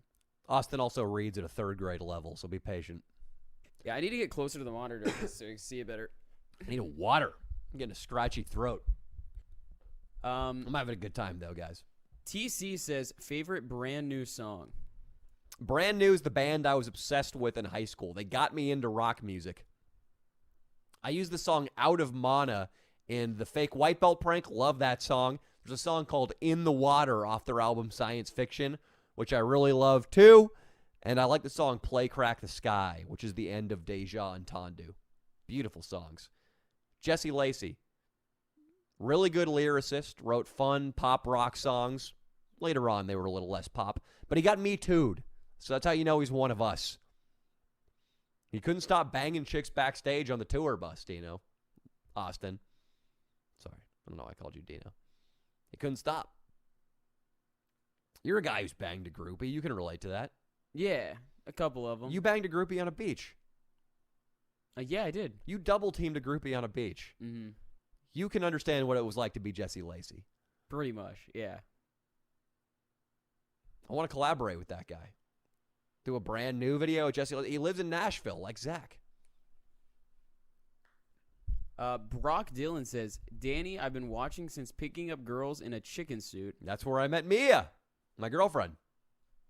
He said, I love your videos. They literally make me laugh so hard. I'm the guy who yelled, she's not a high schooler at the live podcast. Do you remember that, Austin? I do remember that. Which one was it? The February one or the August one? I think it was the most recent one that we did. The one that got canceled by the fat women. Yes, yes. Oh, thanks for coming out to the show, dude. I know that was really hard to find because the venue got switched 2 times, 3 times, last-minute cancellations when we were getting canceled by fat women. They kept calling into the venues we were performing at. And these venues, I mean, in L.A., they're such pussies. I mean, anybody, at the first sign of economic difficulty, not even in reality, like these phone calls from the fat women didn't affect the pocketbooks of Fourth Wall Comedy. The people at Fourth Wall Comedy just extrapolated a few steps ahead into the future. Fat women? Upset? Somebody playing here who said mean things? This might mean a loss in Q4. They just puss out because of shit that may or may not happen in the future. And all it takes is a tweet. It sucks. It sucks. Fuck Fourth Wall Comedy. Yeah, and the other place canceled on us like while I got there to set up. And did you make contact with any of the people? Like I tried to say hello to the person inside, and they quickly just shuffled indoors. And then I called Leo, and he was like, "Hey man, yeah, I just got a text. They canceled our show." And I was like, "Our show is in 45 minutes." Like, I hope they book a puppet show, and one of the puppet masters has leprosy. well, I don't think it helped their business that much because they ended up getting negative reviews from me and then other people that were pissed that. Do they still have them? Probably. I know they still have my review because they couldn't delete mine. I was there. I feel like Yelp has like a social justice warrior parachute, meaning like if you are a business and you do something super SJWE, Yelp will come through and take your side and delete the negative reviews. For instance, there was a restaurant in the San Francisco Bay Area that kicked out a gang of uniformed cops. I say gang, I mean a couple of police officers just looking for lunch, serving the community. Some fucker in a ponytail and gauged ears comes out and says, "Officers, we don't support the damage you do in our communities. We're refusing to serve you." And the police left, told people at the station, somebody at the station told the press, and of course Tucker Carlson's babbling about this on Fox News the next morning. They got like uncountable 1-star reviews, but I think Yelp ceased the review process once they saw that was going on. It happens with movies too, like on Rotten Tomatoes. They would have like Captain Marvel or whatever was getting like a bunch of negative reviews, so they just stopped. It had a reviews. chick as a superhero? Yeah, pretty much. But it was really marketed as like the feminist superhero kind of thing or whatever. And the movie was just bad. Yeah. It's tough. I don't get it, man. They keep making Ocean's fucking 13 with a bunch of chicks, or James Bond now has a non-binary black deer-identifying co-lead. And you're just asking yourself, who goes and sees action movies? Who helps you get back your $200 million production budget? Is it chicks with messenger bags in San Francisco? No, it's guys who drive lifted trucks in Tennessee. That's who you need to get in the theater. So I don't get this. Like, you get patted on the back by other people in the industry here in LA, but you don't make any fucking money, do you? No, I mean, if you look at... They probably get the Biden White House just to print money to go toward bogus box office tickets. That's probably why the inflation's out of control right now. They made a sequel to Terminator and The Matrix, and they both were pretty bad because they were definitely marketed not towards the audience that really would have wanted to see those movies. To be fair, the two directors of The Matrix, the original one, were transgender. They were dudes at the time. They became women. So they were ahead of the curve. They were woke before it was cool.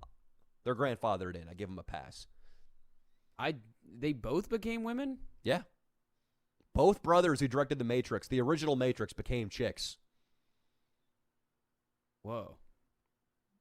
I didn't That's a know. trip, huh? I didn't know that. Did I just red pill you?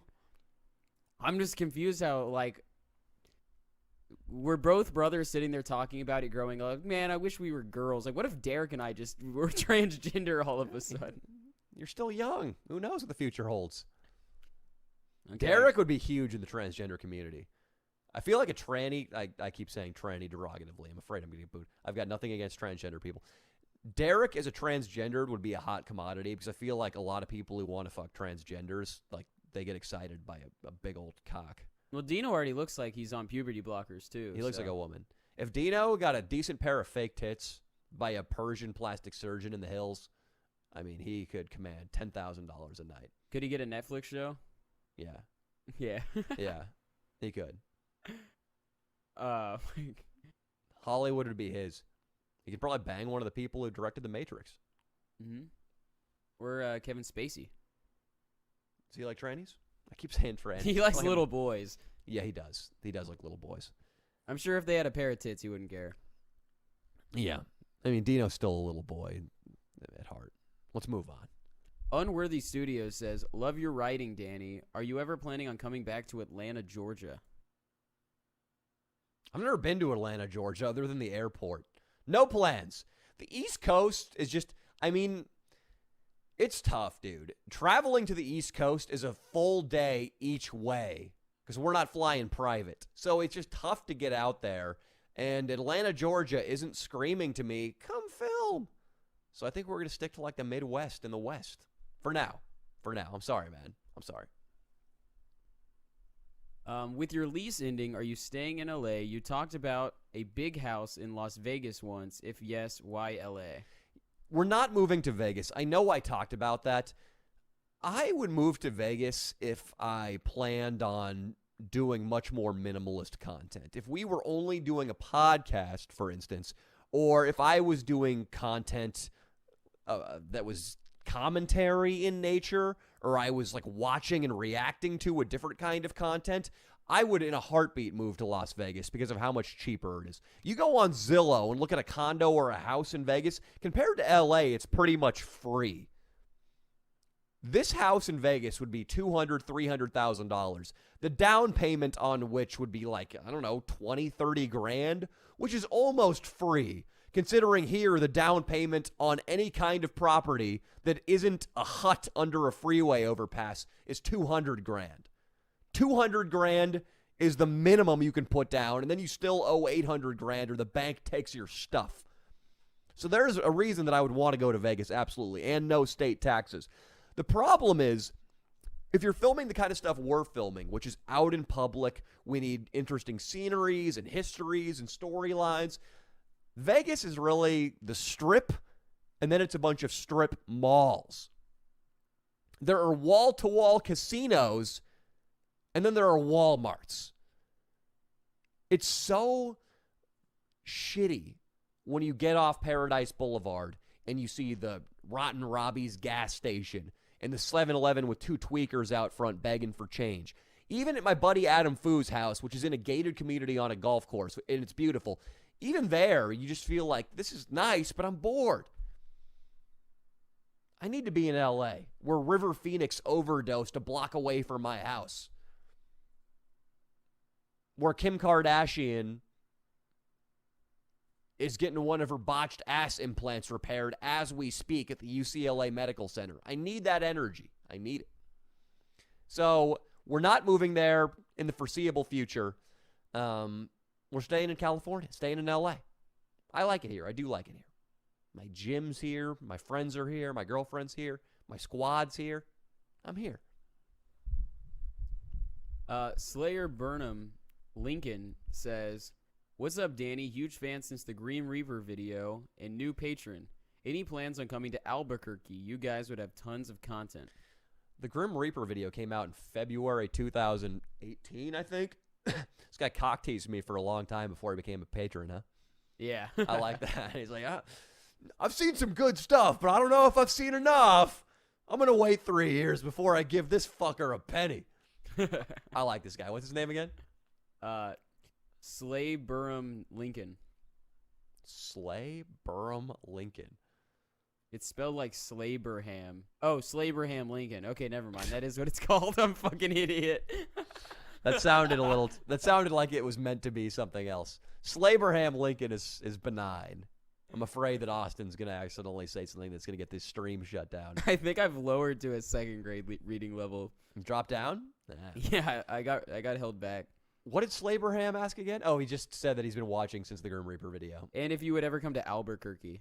Albuquerque, maybe, because that's out west. Yeah, I think Albuquerque is much more likely. It's not in the schedule as far as anytime soon. The Grim Reaper video, that was nuts, dude. The Grim Reaper video, I was in Sacramento, stone broke, didn't even have any fans hardly, just hustling to get content done in my hometown. That was hard.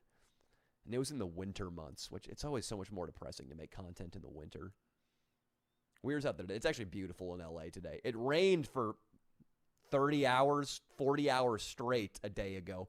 Monsoon. I mean, the LA River looked like the Amazon. It was so high. And we went out today after the rain had passed and the sun was out, and it was just a beautiful, clear day. Last day of the year. We got some sweet content shot.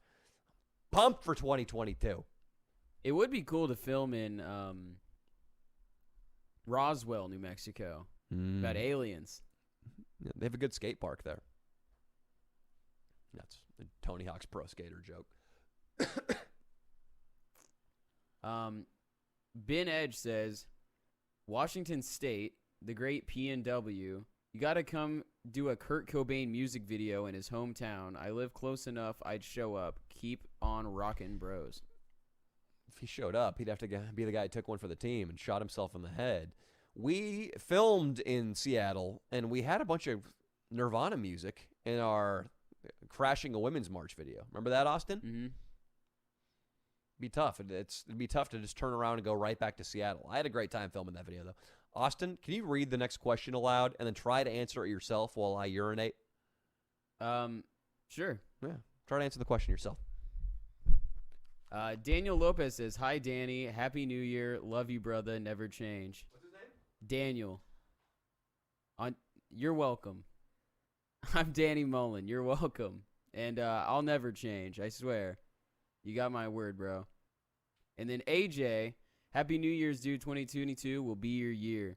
Thank you, man. I mean, I've been on the grind, 500K subs. We've been doing this for a few years now. I'm proud of what I've built and what the crew's put together. So, Happy New Year to you too, AJ. You're the fucking man. And then Juan Slop. It wasn't autocorrect. Praise Holden Basketball.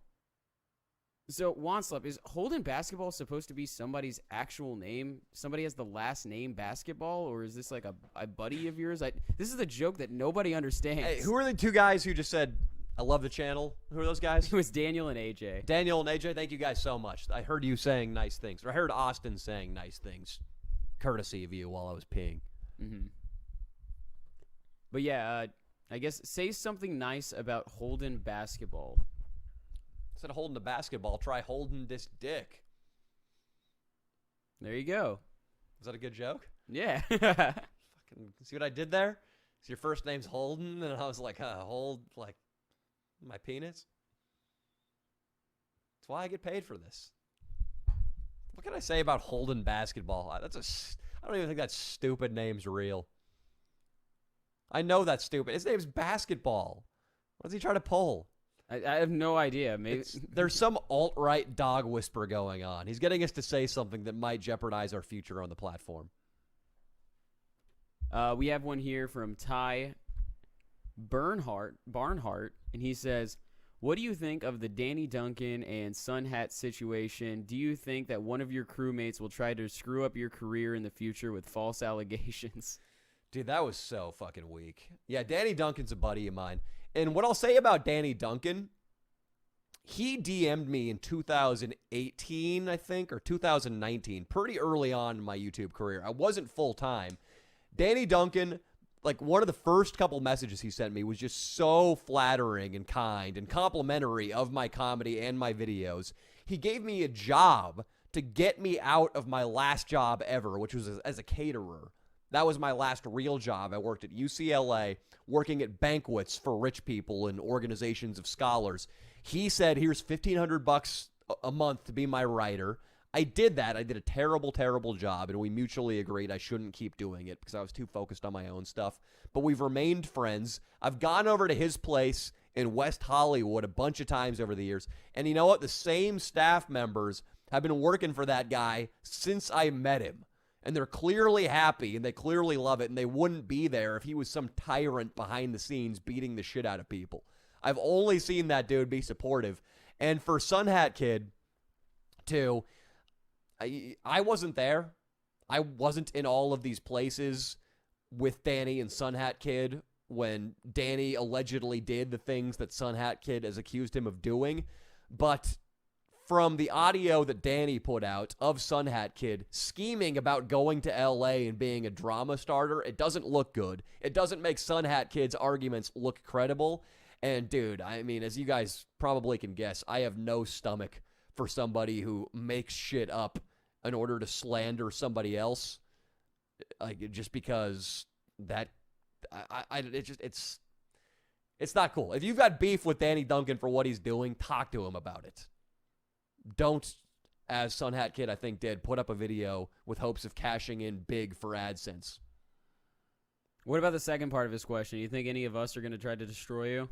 100%. Mm-hmm. Because everything that Sun Hat Kid said Danny Duncan was, I am. Yeah, that's what I was thinking. I was like, man, I was like, if Danny punched me and that's all it took, then, you know, it's over. It's done.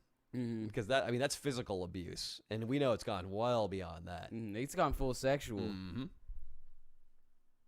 Mm-hmm. Bryce says, let's have a great 2022, Danny. Enjoy a drink on me tonight. That's Bryce, photographer Bryce. That guy, he shot the Beatles video thumbnail. He shot the one of me and Mia for the Happy Birthday to Me video. It had a high click-through rate. Great photographer, talented guy. Nate Parker. He says, you are my main source of entertainment. Thank you for everything you do. And by the way, Cowboys are going all the way. Hell yeah, dude. I got one person in this chat that agrees with me. The Cowboys? Since when are you a Cowboy fan? I'm from Texas. Everybody likes the Cowboys. Name one of their receivers. Fucking Yeah, you're a huge fan. You disgust me. Hey, dude, I'll get an F-150 and I'll put the star on the back. That is a good move. Okay. That's a move. I like the Texans more, but they don't have a chance. But the Cowboys are doing all right. The Texans are solid. But they're not Watson, in the playoffs. Dude. Deshaun Watson. Yeah, I mean, we've had good years. We never won a Super Bowl. Good massage sessions. Yeah, and we have that awesome theme song with Zero and Paul Wall. You don't know anything about the Texans either. No, I don't. If you knew anything about the Texans, you would. Their quarterback, Deshaun Watson, the star, he got accused by like 30 girls of jerking off on him during massages. Hey, I'm at the point now to where when I watch football games, I actually know what's going on. So, what's the best way to punish a defense for playing too high safeties? Run the ball. Yeah, that's true. Hell yeah. I really didn't expect that. I really didn't expect that for a guy who doesn't know that Deshaun Watson is being accused of misconduct. All right, next question. This is from Findy Frank.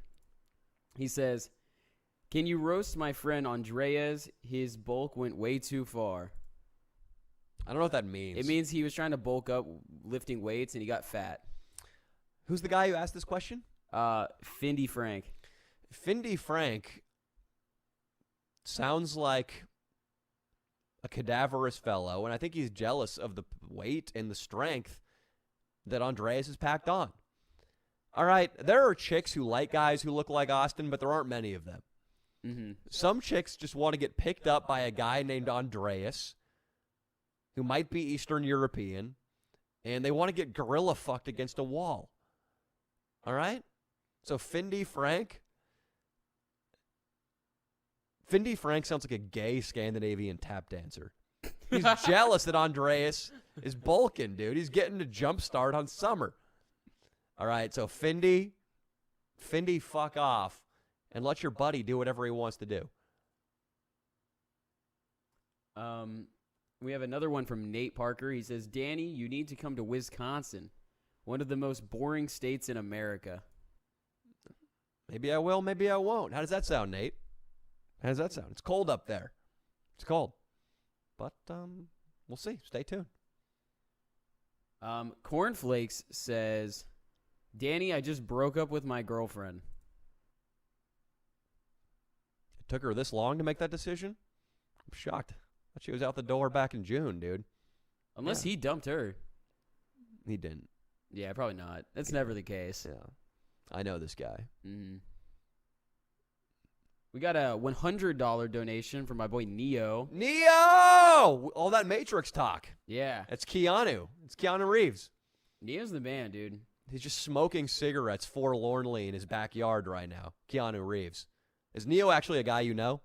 Neo is either my number 1 or my number 2 top donator. Oh, that's Neo. On my live streams. Yeah, he's helped me out a lot, man, really. Neo, listen. Stay off Austin streams. I'll text you whenever I'm doing one of these. Save your income for this, okay? Austin doesn't need it. His mom makes him breakfast in the morning. He's taken care of up there. I'm down on the fly. If there's a riot, who's dying first, me or Austin? That's right. I need the money for fortifications. Thank you, Neo. Oh, yeah, and he says, "Love you, Danny. You should come to Miami sometime." Neo said that? Yeah. Is Neo some new age tech guy who lives down there? He's got like a fucking yacht and a condo? He's like Discord called into my streams sometimes, and it seems to me like he has his hair kind of dyed crazy, and his whole family like smokes weed, and it always sounds like there's a whole bunch of like people running around in his house, and they're all drunk. He might be a human trafficker. And then I don't know what he does. Maybe he's a drug dealer. They might be Haitian girls who he's got all liquored up because they have to go out and fuck that night. Yeah, he always has chicks over. They're Haitians. Mm-hmm. He's absolutely a human trafficker.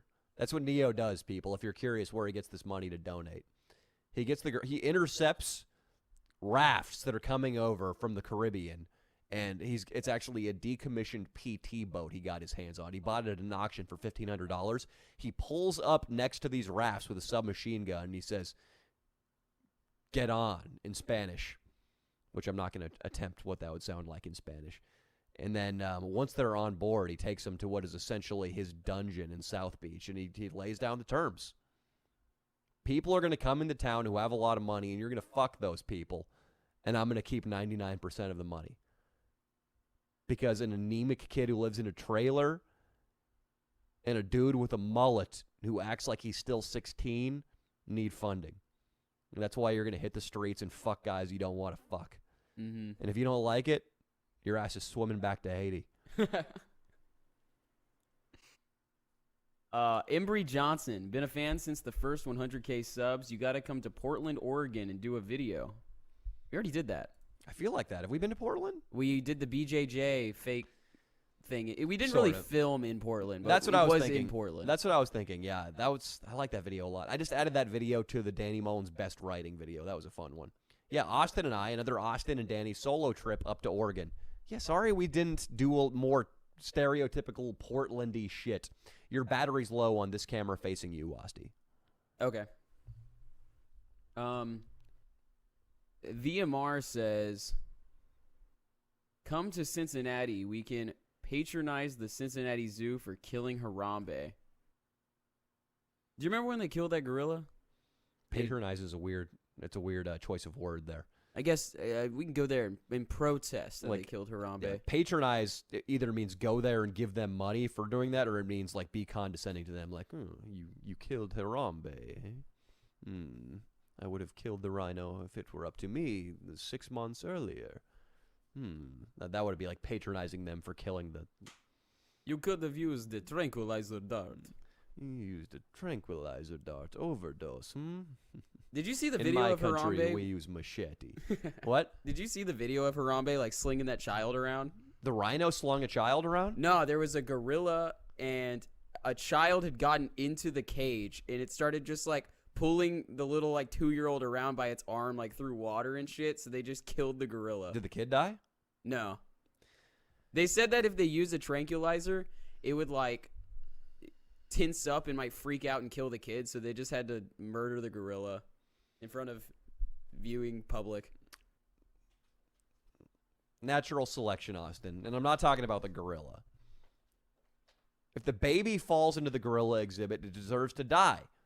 If it was the baby's fault, absolutely that's the case. If it was the parents that let the baby out of their sight and it's their fault, those are bad genes.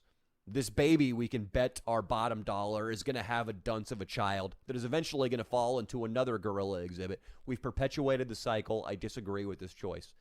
You know what I would have done if I were the sharpshooter they called in? Crosshairs on the back of that little tot's head. And I'd pull the trigger. I'd be like, I'm sorry. There was a crosswind. Have you ever sniped a gorilla? Not as easy as it looks. Okay? Natural selection, Austin. Oh, and by the way, my camera's good. It's just that just means the memory card's full, but we don't need that. So We're live streaming. got it taken care of. Brian Hopkins, he says the pod is missing BBC, aka King Croc. Oh, and I think somebody else asked what happened to King Croc. I might have missed that one. I meant to answer the question though. Yeah, King Croc and Cigar Guy. People ask me from time to time where they went. We don't mean to keep this hidden. It just we talk about it on the podcast and we talk about it on Patreon a lot. So I forget who knows what. King Croc had issues with anxiety pretty bad, and I think what did it is we started a beef with his pickup mentor, this guy John Anthony. Is that his name? I feel bad that I'm giving him the respect of actually saying his name right. Yeah, that's right. We called him Paul D'Angelo. I used to always call him Paul D'Angelo, but his real name's John Anthony. We criticized John Anthony's infield pickup footage live on the podcast one day. We watched him at a music festival hitting on chicks, and this was a guy King Croc paid like $8,000 to for one-on-one pussy-getting guidance, basically. And we looked at King Croc and said, King Croc, this guy sucks.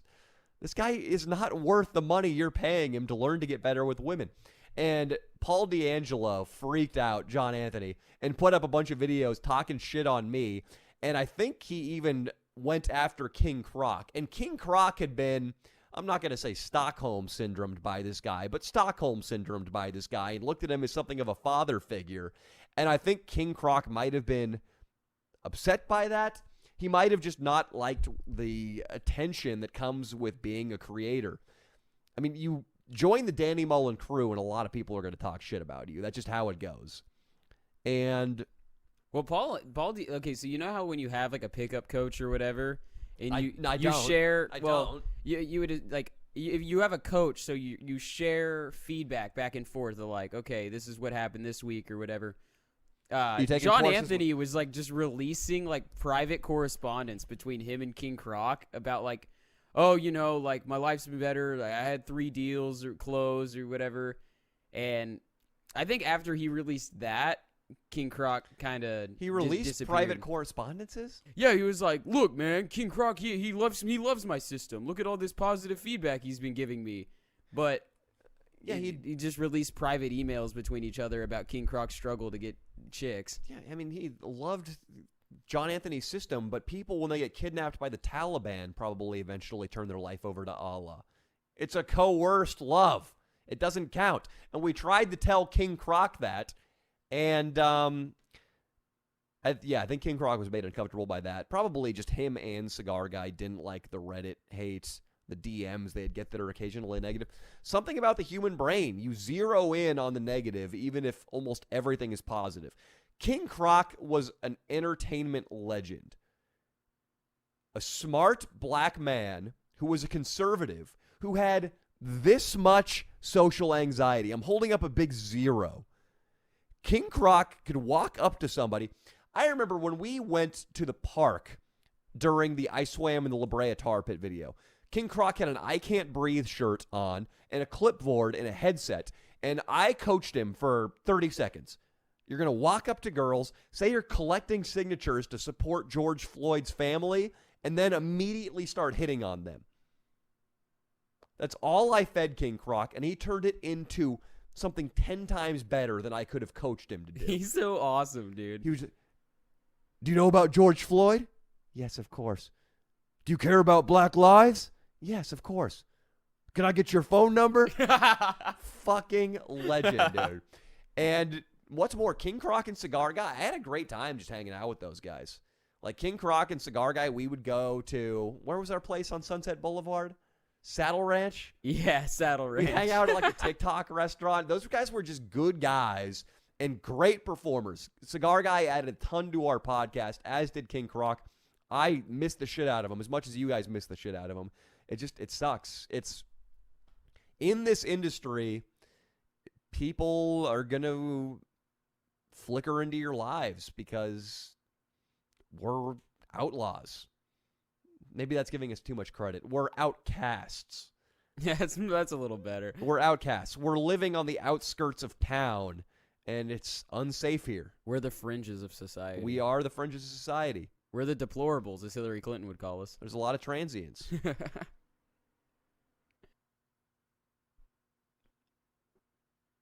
Yeah, I miss King Croc and Cigar Guy. Mm-hmm.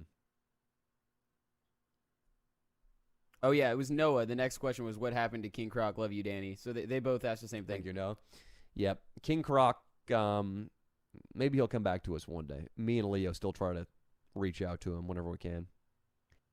Aiden, also, like, the King Croc thing might be more complicated than that because, like, he was in a lot of debt and he had phone issues and other stuff. He just sort of, like, we were still super cool with King Croc. Yeah. And he just, like, vanished. So maybe he'll pop back up eventually.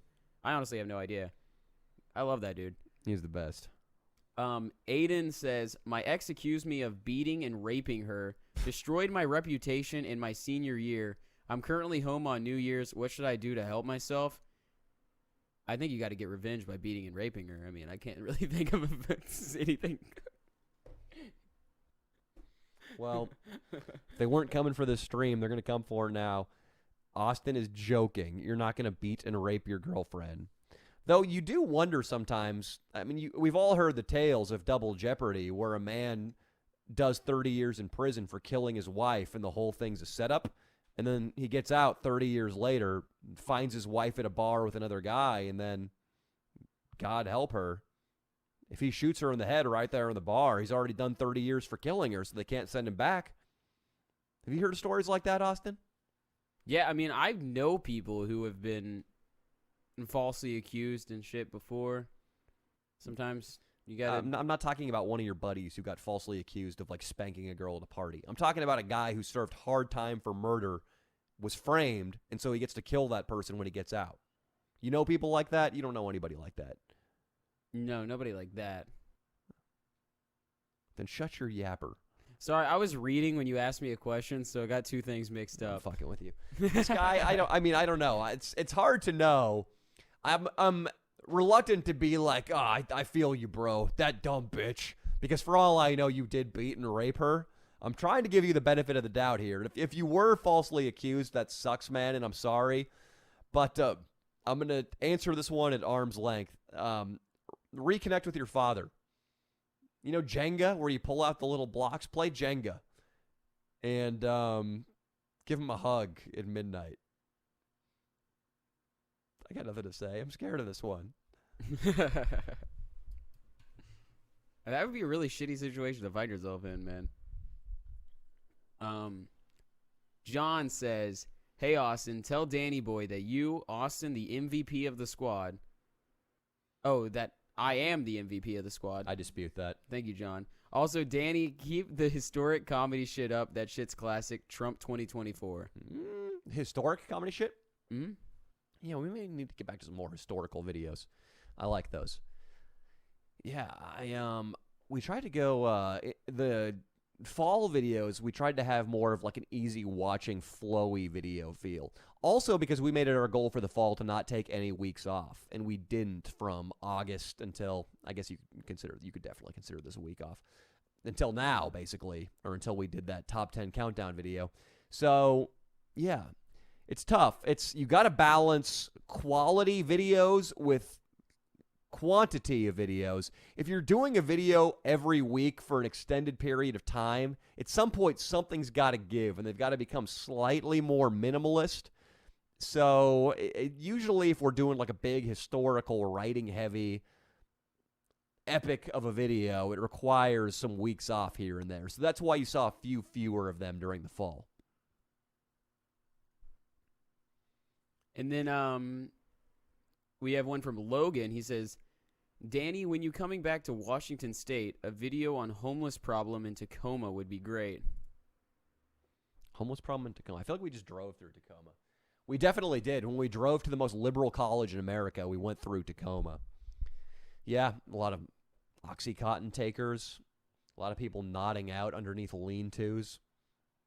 Yeah, I'm starting to notice the LA homeless problem is becoming like the entire country homeless problem. Even in Canada. Canada apparently has pretty bad homeless issues too in certain areas. I thought nothing happened there that was bad. They had homeless people in Alaska too. They have a big stadium they put the homeless people in up there. And then they turn on the showers, if you know what I mean. Yeah. No, they don't do that. They don't kill the homeless. When we were in Alaska, a homeless guy, a drug addict, who was there at a hotel we were staying at because his dad paid for a room for the night to like rekindle the relationship. That kid was a fan of us, the homeless kid. My great-grandfather fought the Japanese in Alaska. Did you know that happened? Was that just a random night out? No, I mean like in a war. Hey, Slant Eyes! Fuck you for what you did to our harbor! This was like 10 years ago, right?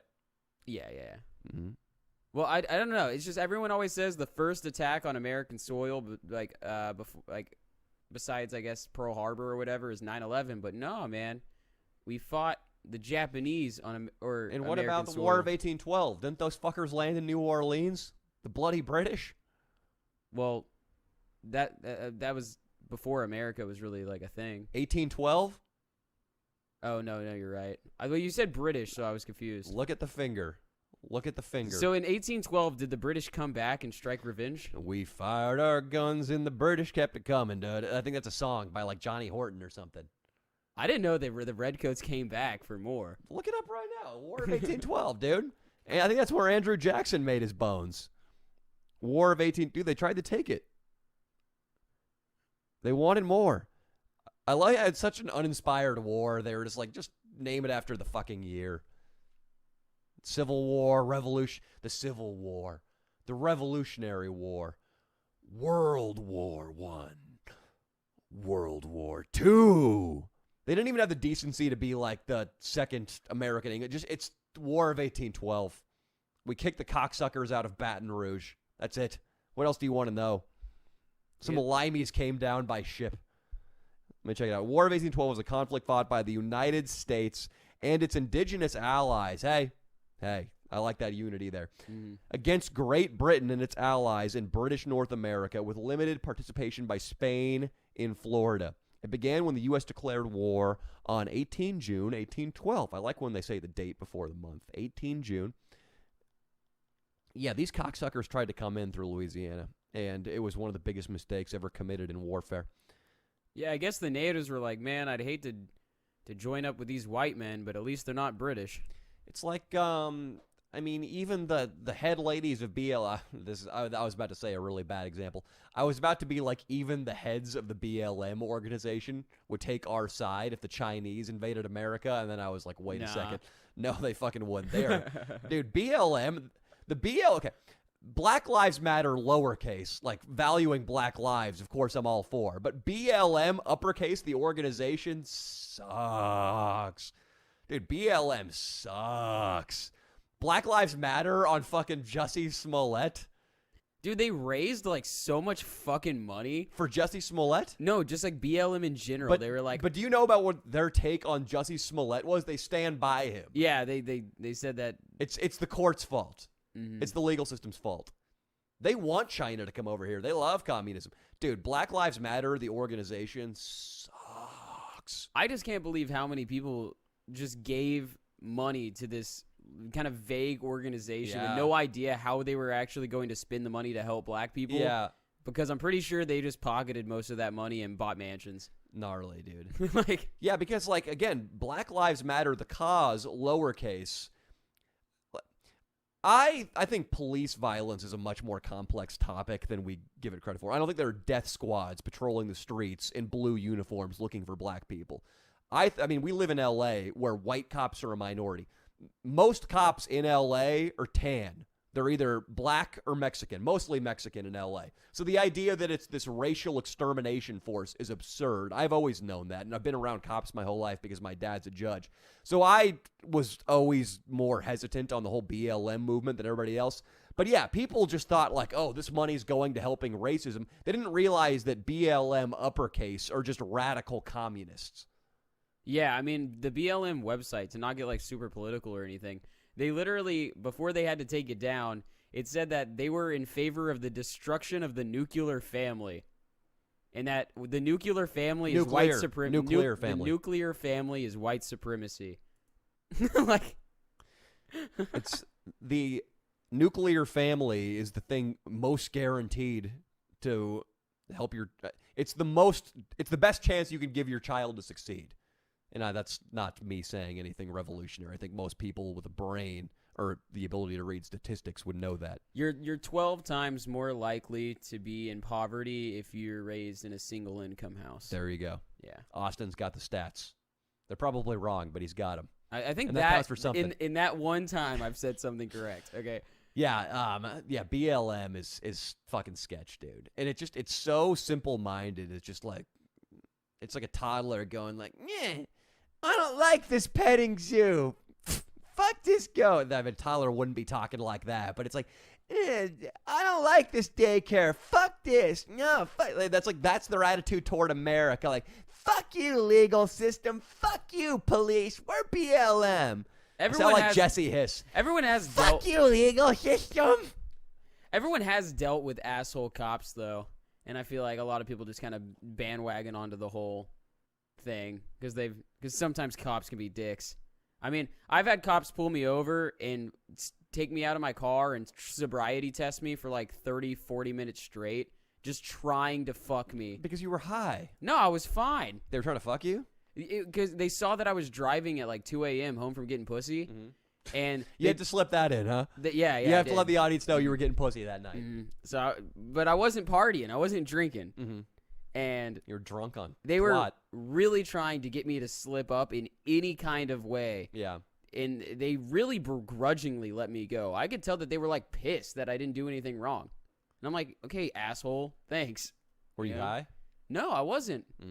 I don't believe that. But I was just I think they said I was having trouble maintaining lane control when I was like, what the fuck are you talking about, dude? those things are narrow. It's tough to keep the wheels inside. But now, dude, fuck the cops. I'm joining BLM. Black Lives Matter. That's all it takes, dude. And the thing is, like, you're right. Like, you don't even have to consider the position further. If you tweet about BLM, if you make a speech on an awards night in Hollywood about it, you'll get applause, dude. Dude, there's a comedian I really like, Jimmy Carr. He just put out a new special called His Dark Material. Great fucking comedian. But there are 2 jokes in that special that are so transparently salutes to the left. Like, they're basically just him guaranteeing his spot at the next fundraiser or a cocktail party in Bel Air. He's got a joke about how stupid anti-vaxxers are, and he's got a BLM joke. And they're the only 2 political jokes in the entire otherwise apolitical, very offensive set. And I just went, you fucking panderer. You pussy. Great comedian, but with those 2 jokes, he was a fucking pussy. Move on. And I think, okay, well, we have 2 more super chats. We have from the Polish Hammer. He said, hello from Poland, brother. What's up, dude? I don't even know what time it is in Poland. Yeah, it's probably late. And I don't know which way. Like, it could be like dawn or it could be 3 a.m. I don't know. It could be noon. The only thing I know about Poland is that, like, Hitler just fucked them. And they're not very smart. Oh, yeah, that's the stereotype. They're dumb, right? Polish people. Which is classic. I just, like most stereotypes, you sort of get the origin of that. Like, black guys have huge cocks. We've all been on blacked.com. Asians are terrible drivers. We've all left our house. But with Polish or dumb, like, what? Was there like a guy with ski at the end of his name who signed a bad treaty once? Like, I'm imagining some leader with Coke bottle glasses who ceded his entire nation to an invading army in the 1800s. Like, what's the origin of this? And then from Jesse's Drone Adventures. Wait, what did the Polish Hammer say? He just said hello from Poland. Oh, what's up, man? I'm sorry to insult your country. I like Poland. I don't know anything about it. My roommate was like 5% Polish. All we know is that Hitler fucked y'all and you're dumb. No, I like the Polish. But yeah, Hitler did come in hot with the Blitzkrieg. Actually, I learned that from Family Guy. About the Blitzkrieg? Or the dumb? Because Stewie and the dog go to Poland in a time machine, and they watch as the Nazis all roll in on tanks and shit. And that's how I learned that. That's where I got my World War II history from, was Family Guy. You always hear the story about, I forget which war it was, I forget which battle it is, I forget which country it is, but you always hear the story of some nation, some backwards nation, charging tanks with horseback soldiers, like cavalry, horseback cavalry with sabers charging tanks in some war somewhere. And I think it might have been Poland during that invasion. There's not a lot you can do to a tank with a horse and a sword, that's for sure. Like, I mean, everything with the tank could go wrong and the tank could still beat you. Like, even if the tank malfunctions, stops moving, and the gun turret doesn't work, your horse is probably just going to run into it, and you're going to get a concussion. I did hear that the Nazis, they built tanks, there was like a certain model of tank that was so big and expensive that it ended up being like too heavy and hard to move that they basically just stuck and didn't use them, and it was a big waste of time. They had one called the Mouse, I think, that was like the biggest tank ever that they only made 2 of. I think it might be a different one than the one you're talking about, though. I think the number 2 sounds familiar, so that might be what I'm thinking of. Yeah, I think they might have had like a Super Tiger or some shit that they like tried to mass produce, then stopped. But they had a Mouse, which was like, I think they made 2 of them, and they were, I don't know, the size of Shamu's tank at Waterworld or SeaWorld. Damn. We got one from Jesse's Drone Adventures. Danny, you demand. Do you ever announce when you'll be in Vegas? Would love to shotgun a beer with you and yell obscenities at people that don't deserve it. No, you love this Edward Fortyhands video. No, we don't really announce it much. I'm trying to think, dude. I would like to do like a head count on how many times we went to Vegas last year. It was by far our most visited destination. So many times. I went to Vegas like at least 12 times in 1 year. Last year? Mm-hmm. I think we were probably out there close to 10. Mm-hmm. I mean, we went there twice for one video. I took a Jew to Palestine video. We filmed twice in Vegas to get that video because we didn't get enough footage in Vegas the first time around. So like two successive weekends we went. And then the employees video, my employees suck. Edward 40 hands, Fear and Loathing, some shit at the beginning of the year that I can't remember right now. I'm just making noises into the mic. Fuck. Sex therapy is a sign over there that we still have from the porn shoot. I'm out of things to say. Mazzy says, love you, Danny. Mazzy, what's up, baby? Mazzy hangs out on the Patreon live stream. She's a good girl. We were trying to get her out to Vegas. Cosmic Logic says, hard being a conservative in L.A. Hello from Sac. Or he said that with a question mark. So is it hard to be conservative? Though you're not really a conservative. Yeah, not really. I just rebel against whatever's trendy. And right now, it just people aren't even the people who are liberals in LA or worldwide aren't like if you had a political conversation with them, not that I am good when it comes to discussing politics. I don't know shit about politics, but the people in here in LA know a quarter as much as I do. Tax the rich. You know the top 1% pays almost half of the nation's tax load, right? Huh? Fucking what else? Fucking, now I'm sounding like the one who doesn't know anything. BLM. Like, fucking, I don't know. Yeah, they really just don't understand capital gains and that if your stocks go up, then you don't have to pay tax on unsold earnings. Yeah, and then they just assume that nobody fucking pays taxes. I'm like, well, they haven't sold it yet, so how are you going to tax somebody on something that just went up in value, whatever that means? Like, that's stupid. You can't tax somebody on just their stocks going up unless they sell. I heard recently that Elon Musk has paid more taxes than any American ever. Yeah, I think it was he paid like 11 billion. I thought it was like 30 billion. Dude, last year I paid. So I am by no means rich, okay? I am a middle class, especially after taxes, because a lot of my money just goes back into the business. I am middle class. 4 times last year, I had to cut a $7,000 check to the government. So think about that. You want to do something with your money. You want to put some away, maybe buy something nice. Every 3 months, you got to write a $7,000 check and give it to the government. Am I not paying my fair share? I drive on roads. I don't go to the hospital. I don't have kids. Don't go to college anymore. What am I costing the government? Hardly anything, but I'm paying them quite a bit for a guy who has relatively little money. If you're in the top tax bracket, which doesn't mean you're rich, it's $200,000 to $300,000. I think it's in the $300,000, maybe $400,000 range. Cut that in half immediately.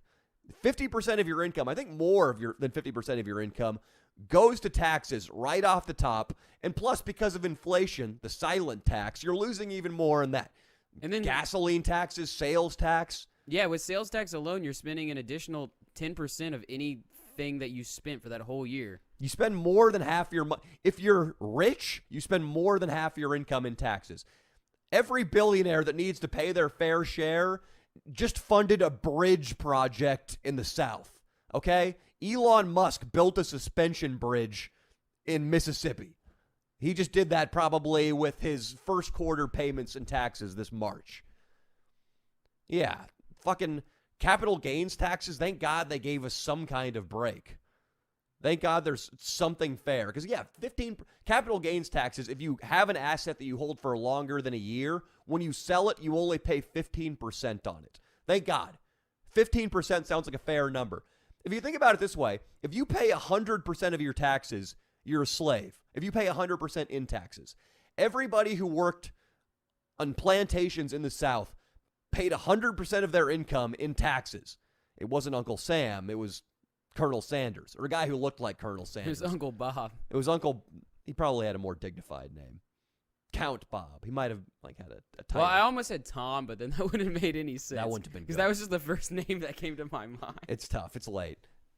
But In America, you pay 50% of your taxes. So essentially half the year you're a slave. If you're making over whatever the top tax bracket is, $300,000 to $400,000 a year, from January to June, you're a slave. You don't make any money from January to June. I don't know what's in there. Sucks. I'm just pursuing whatever whim. But no, I feel like most people clearly I don't know anything about politics other than just very, very surface level shit. But people in LA, they're political just because they get likes on Instagram and they know they're not going to lose out in an audition because somebody looked through their Twitter feed and saw something offensive. That's mainly what it is. It's a marketing move. It's purely a marketing move, and nobody believes in it, which is what pisses me off and makes me just want to do more conservative content or say more conservative things to fuck with them. And in LA, like, whenever you fill out a job application, they'll straight up ask for your fucking Instagram, and they'll go through all your shit. I haven't experienced that, but it's been a while since I've tried to get a job in LA. I did. I got scouted for Wilhelmina Models. Again. And they, like... Again. I get a lot of pussy. I was coming back from laying it out on some bitch in the valley, and the cops pulled me over. I didn't apply for a job. I'm a model. You know Wilhelmina, top modeling agency in the county? Yeah, they wanted me. But they saw I was based on my Instagram. They couldn't handle me. Well, I got rejected. I didn't get picked. There's nothing to brag about. But I haven't been going around filling out job applications. But they did do that, and I tried to not put my Instagram down, and then they were like, "No, we're gonna need your Instagram." And I was like, "Fuck." Yeah, I mean, it makes sense for models because, like, I mean, the more followers you have, it makes their job easier. They don't have to actually have any ability to scout well if you have a bunch of followers, because it's like, oh yeah, clearly this person's hot because a bunch of people jerk off to their pics. But yeah, if you're a model, you have to be super straight edge, because think about it. If you're doing an ad for L'Oreal and you're posting about QAnon on your story every night, that's not going to look good for L'Oreal hair products. It's not even necessarily what you post. Like, if you go to my Instagram, you click the comments, it's just like, "What's up, racist sound guy? You're my favorite Nazi." Yeah, I'm like, dude, "Thanks, Tom." Instagram comments are gnarly. Instagram, like, the comments on YouTube videos are civil compared to Instagram comments.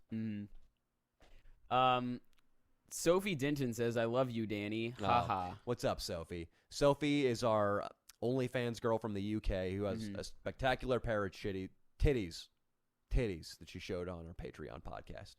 Great tits. Yeah, you can see those titties on the Patreon if you sign up. And you can also see her get fucked in the ass by a guy who looks like Ed Sheeran on her OnlyFans. It's great stuff. And then Rich88, Danny and crew, how has the year been for production? It's been good, man. A lot of videos that I'm really, really proud of. I look back at the videos we were working on this time last year, like that NFL video, the flags, the rapist burger, the steel mill tour. That's about as good as a video can get. But then Fight Club right after that, also spectacular. Blink 182, spectacular. Rating the most liberal college, which was the most viewed video we put out this year. Great fucking video. What else was good? A lot of stuff was good. Yeah, and Alaska. I think you got your general production smoothed out, too, with like Ian and Nico and things. I feel like, you haven't had as many videos come out late at all, really. Yeah, I've been pretty much on it. I mean, today we were a little late, but this isn't hardly a video. This is basically vacation. Yeah, it's going good. We have an ad agency lined up now for the podcast. We're going to be getting sponsors on the podcast, which it's going to up the value of our show we put out every Tuesday, the Leo and Danny show. Check that shiz out. Yeah, it's been going good. Butter Golm says, "Rest in peace, Betty White." Yeah, she was a big influence on me. I remember being 10 years old and going, "Man, that lady's old. She's going to die one day." And then now she died one day.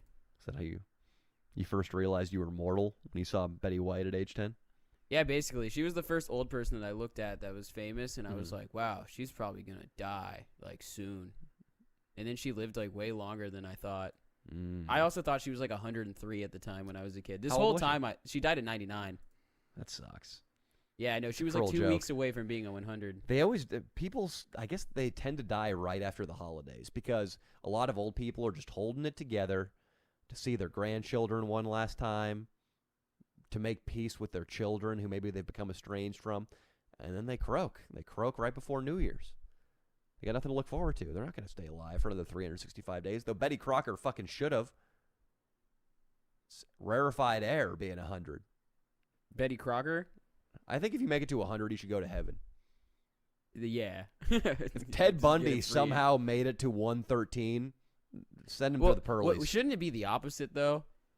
Because then you've got, like, God's, like, looking at you like, man, you had 100 years to figure this shit out. That guy died when he was 19, and he still went to hell. So, like, at least you had an extra 80 years to figure it out. I gave you a shot. So you're saying if you're God and you're looking down on earth and a guy is still a sinner at age 98, you have no patience for him? Nah. It's hard to sin when you're 98. I do hear there are a lot of STDs in those retirement homes. Dude, I heard they fuck. And they're bro. sinners. They fuck in retirement homes. They're sinners, dude. Mm. Maybe COVID was just God trying to kill old people for fucking. I was watching the new South Park special. In retirement homes in the future, you just stay old forever because people don't die. So it's just like it's a gigantic skyscraper of old people. And they're just perpetually super fucking old. Yeah. It was like, in the future, you're old forever. That is a scary reality. Like, what if immortality becomes a reality, like, while you're alive, but you're 85 when it comes out? So you're just stuck an 85-year-old with a barely working penis. Ooh. Would you do it, or would you just, keep your mortality? It's hard. I mean, so much of life would become different if we knew we were immortal. You probably wouldn't wake up at 6 a.m. to work out and to get stuff done. There would probably be, if I knew I was immortal, I would go, woohoo, go to Vegas and start drinking for a weekend that would turn into a week, that would turn into a month, that might turn into like 10,000 years. Like, I don't know. Like, what would be the point of doing anything if you just lived forever? You'd be like, fuck it, I'll do it next century. I feel like if people could live forever, then the people in power would basically stay in power forever. Like, whenever you have, like, the generation die, things kind of move on. But I feel like if everyone lived forever, we'd be kind of fucked. Like, it would just keep getting worse and worse, probably. This is too much of a thought experiment for me right now. I don't know. It'd be weird. I'm stalling because we're low on Super Chats. It'd be, yeah, we can wrap it up. We can wrap it up. Or if anybody has anything to say who's not a Super Chat, we can answer their questions, too. I don't know. I mean, if I was 85 and they invented immortality, I probably wouldn't have the courage for like at least 20 or 30 years to be like, nah, fuck it, I'm going to kill myself. I would check out immortality. I'd dip my toe in the immortal pool and see what it was like. But then if I didn't like it after 25 or so years, I'd take to the noose. You could take one of those Nordic suicide pods that they bring to your house and they fill with gas and you can kill yourself at home. What do you do with the gas? They just come and pick it up with your body. It emits slowly into the room and knocks you out. It's like a little pod, and then you attach like this tank to it, and you just sit in there, and it fills with the gas, and then you die. Does it ever not work? Does it ever just make you retarded? I'm pretty sure it works every time. And then also if you don't want like the whole pod, they'll come to your house with like a tank and like a plastic bag that you essentially just put over your face and turn on the gas and breathe it in and kill yourself. Where do they do this? They do it in like Norway and shit, in like the Nordic countries. Like, I don't know which one specifically. I think Norway though. You can just straight up kill yourself. I wonder if they have a kitty-sized one for Brando. They have suicide companies, bro. It's profitable, I bet. Not a lot of sunlight up there. People get sad. You're like, all right, sign here and here, $50, thank you, and have fun dying. Mm-hmm. Yeah, as long as you get paid, give them the gas, let them turn it on. I'll never see you again, am I right? Ha Later. I think this is your calling. I think you need to get over to Norway. Cameron Adams says, I'm helping fund a female DJ festival in Hartman. That sounds horrible. AR in March.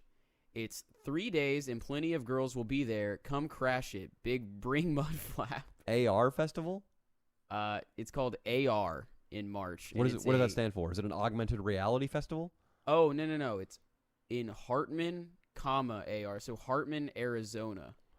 It's a female DJ festival. So it's like a regular DJ festival, but worse. Or maybe it's AR's Arkansas.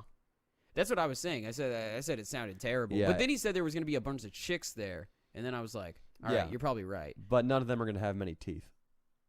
But then he said bring Mudflap, which sounds like he just wants you to destroy it.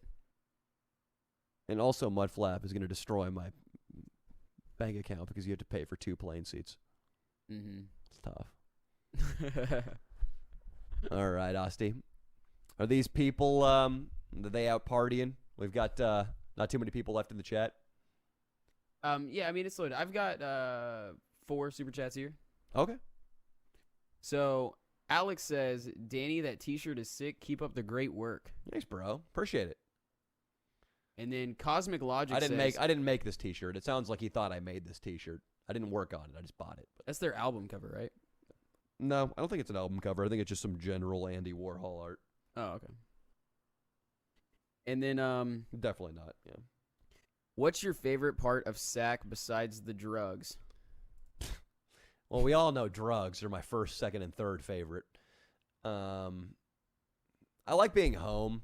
I like being with my parents, but I used to be a nostalgic person. I don't know how nostalgic I am anymore. I'm pretty forward-thinking or present-focused now. I'm either thinking about the present or I'm planning for the future. Whereas I used to, when I was broker and sadder, think a lot about the past because my best years were in college and high school. So I used to go back home to Orangevale and Sacramento and reminisce about how my life used to be and the school I went to, the park I used to hang out in. Those things meant more, but now, however many years removed from high school, 13 years removed from high school, I don't really feel too nostalgic about SAC anymore. So I guess that's not one of my favorite parts. Yeah, I don't care that much about SAC. I can kind of take or leave SAC now. But it is fun to be home with my parents, and I do like Sacramento in the summer. I like going back and filming the annual summer video up there. Plumbing Explained says, looking forward to another year of your twisted sense of humor, Danny. My wife and I watch every episode. Thanks, man. I like these married couples weighing in. The guy owns a plumbing business. Plumbing Explained? Mm-hmm. If you guys have a backed up septic tank, go to his YouTube channel. He's got a tutorial video that'll sort it right out. Joshuak11 says, most influential childhood movie for you? It wasn't a movie. I would say the Ollie G Show. The Ollie G Show by Sacha Baron Cohen. That's Austin's favorite comedian. He's a big lib now. He's a fucking big pinko. But yeah, that show was great. The Ollie G Show was huge for me. He had a show called The Amazing Racist. No, that was Ari Shafir. Ari Shafir, yeah. Different guy. Ollie G is still really funny, though. It's great. Yeah, it's incredible. See, I'm just bad with names in general. It's not just football players. Even though I probably couldn't name one. Joe says, do you know Dick Masterson? I know of him. I don't know him. I'm a big fucking Dick Masterson fan. Yeah. I love Dick Masterson. Dick Masterson's fucking cool. I like his podcast. He's mentioned you a few times because I know his audience has requested you to be on their podcast thing. Oh, that's cool. That's nice. He said if you reach out, he'll be down. Oh, that's nice. Mm-hmm. Yeah. On the Dick Show. The Amar36. I can come up with other ideas if you come to Cincy. The Harambe thing was just what came to mind. We can give them shit for killing the gorilla. Was it the zoo? Yeah. Yeah. The Cincinnati Zoo. We should go protest out there that the child should have died. Instead of Harambe? You missed it. You were fixing the camera. I had a theory that if I were the sharpshooter, I would have I heard that. pretended to sneeze and pull left. I just think that's actually a really funny idea. Dude, it's natural selection. The child should have died, not Harambe. It was his fault for getting in there. It was. Kill the mother, too. Wasn't it the child's fault for getting in there? Yeah. I mean, obviously, I'm joking. I support the death of a gorilla over a child. But if you are clumsy enough to drop your toddler into a gorilla exhibit, you probably deserve to be taught some sort of lesson. Mm-hmm. Maybe she was Polish. The Polish Hammer's mother dropped him in there. Bruce says, this podcast is the only reason I haven't quit my job. Also, Austin, I'm higher than you right now. You are, dude. I'm sober, man. I don't know what that means. Like, if this podcast, is he saying that if this podcast was better, he would quit his job and go listen to it in the parking lot, but it's boring enough that he'd rather make sandwiches? I don't know where it works. Yeah, I guess the podcast is keeping him entertained enough to not quit his job. Oh, that's good. Okay, I took it the wrong way. Thanks, man. I'm glad he's liking the live stream. What's your favorite Elliott Smith song? This is from Smedjik or Smed CJ, whatever. He's Eastern European. It's all right. What's your favorite Elliott Smith song? I noticed Alphabet Town in one of your videos. Thought that was pretty cool. Yeah. Elliott Smith, I listened to him a lot in 2016 when I lived in San Francisco, and I had just got fired from a restaurant job, and I had no money. And I remember I got fired in November, and I didn't find another job until March, which is significant because I spent the darkest, rainiest, coldest months unemployed, which will kick your depression in the ass and get it moving around up in your brain. And then also, I was pumping in a nonstop diet of Elliott Smith, which I don't know how many of you listen to Elliott Smith, but every song, give or take, is about killing yourself. So it was a very bad state of mind, the lowest state of mind I've ever been in. But that said, he's a great songwriter, a really good guitarist, and his songs are beautiful. I don't know how to put it other than that, but just an insane grasp of chords and finger picking, and he's one of those artists. He's like Jimmy Page or Jimi Hendrix. Like, you can't go to Ultimate Guitar and learn how to play those songs unless you're like a great guitarist. The same with Elliott Smith. You can't sit down and just start pecking away at an Elliott Smith song. He's too good. But I like Somebody That I Used to Know, Say Yes, which I've used in a Vegas video, The Biggest Lie. These are all such depressing fucking songs. And there's a song called L.A. that I like, too. That's a little more upbeat, at least musically. I think the song's actually about killing yourself also. Yeah, there's a lyric in there that says, living in the day, but last night I was about to throw it all away, which is he was contemplating killing himself the night before in the L.A. song. So, Did he kill himself ever? yeah, he killed himself. Oh, okay. Yeah, he picked up a dagger and jammed it into his heart to kill himself. That's kind of metal, dude. And I think he had a shirt that said "I love metal" that he would wear a lot. But dude, he tried to kill himself like every album cycle. In 1997, when he dropped his like first album, Either Or, he tried to walk off a cliff to kill himself, and it didn't work. He didn't succeed in killing himself until 2003. Man, I mean, at least he wasn't a poser. He wasn't at all. No, not at all. Dude, it's like you see so many like cute little TikTok brats trying to get a music career off the ground. You want the opposite. You want a guy who hates fame, who hates pussy, who just likes heroin and trying to kill himself. That's who you want making your music. That's an artist. Cam Kirkby says, "Yo, Danny, my favorite video is the Independence Day one where you dressed up as colonists." The one that Austin was in. Mm-hmm. Yeah, fuck yeah, great video. He probably likes the one we just shot in San Francisco, too. That was a nice follow-up. Yeah, it was fun. The pissing off liberals in San Francisco. Kick Crimes Butt says, "Get one of Swolby's dirty needles and go around asking people if they want a booster." Kick Crimes Butt. That guy's pro Blue Lives. Yeah, he doesn't like crime. He does not like crime. He likes the police. Swolby's like, what, steroid needles? Yeah. Yeah, that sounds good to me. I was watching this other YouTuber. I think his name's like Philip Solo TV. Yeah, he likes me. Really? Yeah, he shouted out the channel. He's dope. I love his videos. Yeah. I watch him all the time. Yeah, he's taking a break from YouTube, and it was super cool of him. He like suggested other channels to watch, and he said the Danny Mullen channel.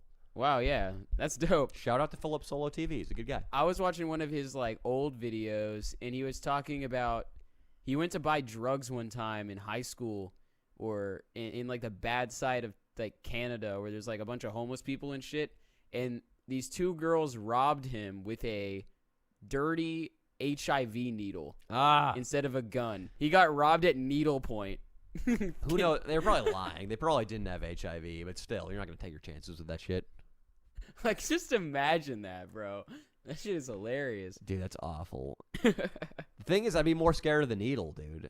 I don't like needles, period. Like, even in the hands of a trained physician. Mm-hmm. A crack whore? No. Danny, can you react to Twist YP Isaiah dish track? All right, that's about time to sign off now. I'd say. I don't know what that. I don't know what that means. All right, awesome. We have two more. We can two more. finish. Okay, Yeah. last two questions, guys, and then we're going to. I was going to say enjoy our New Year's Eve, but I'm just really going to go to bed.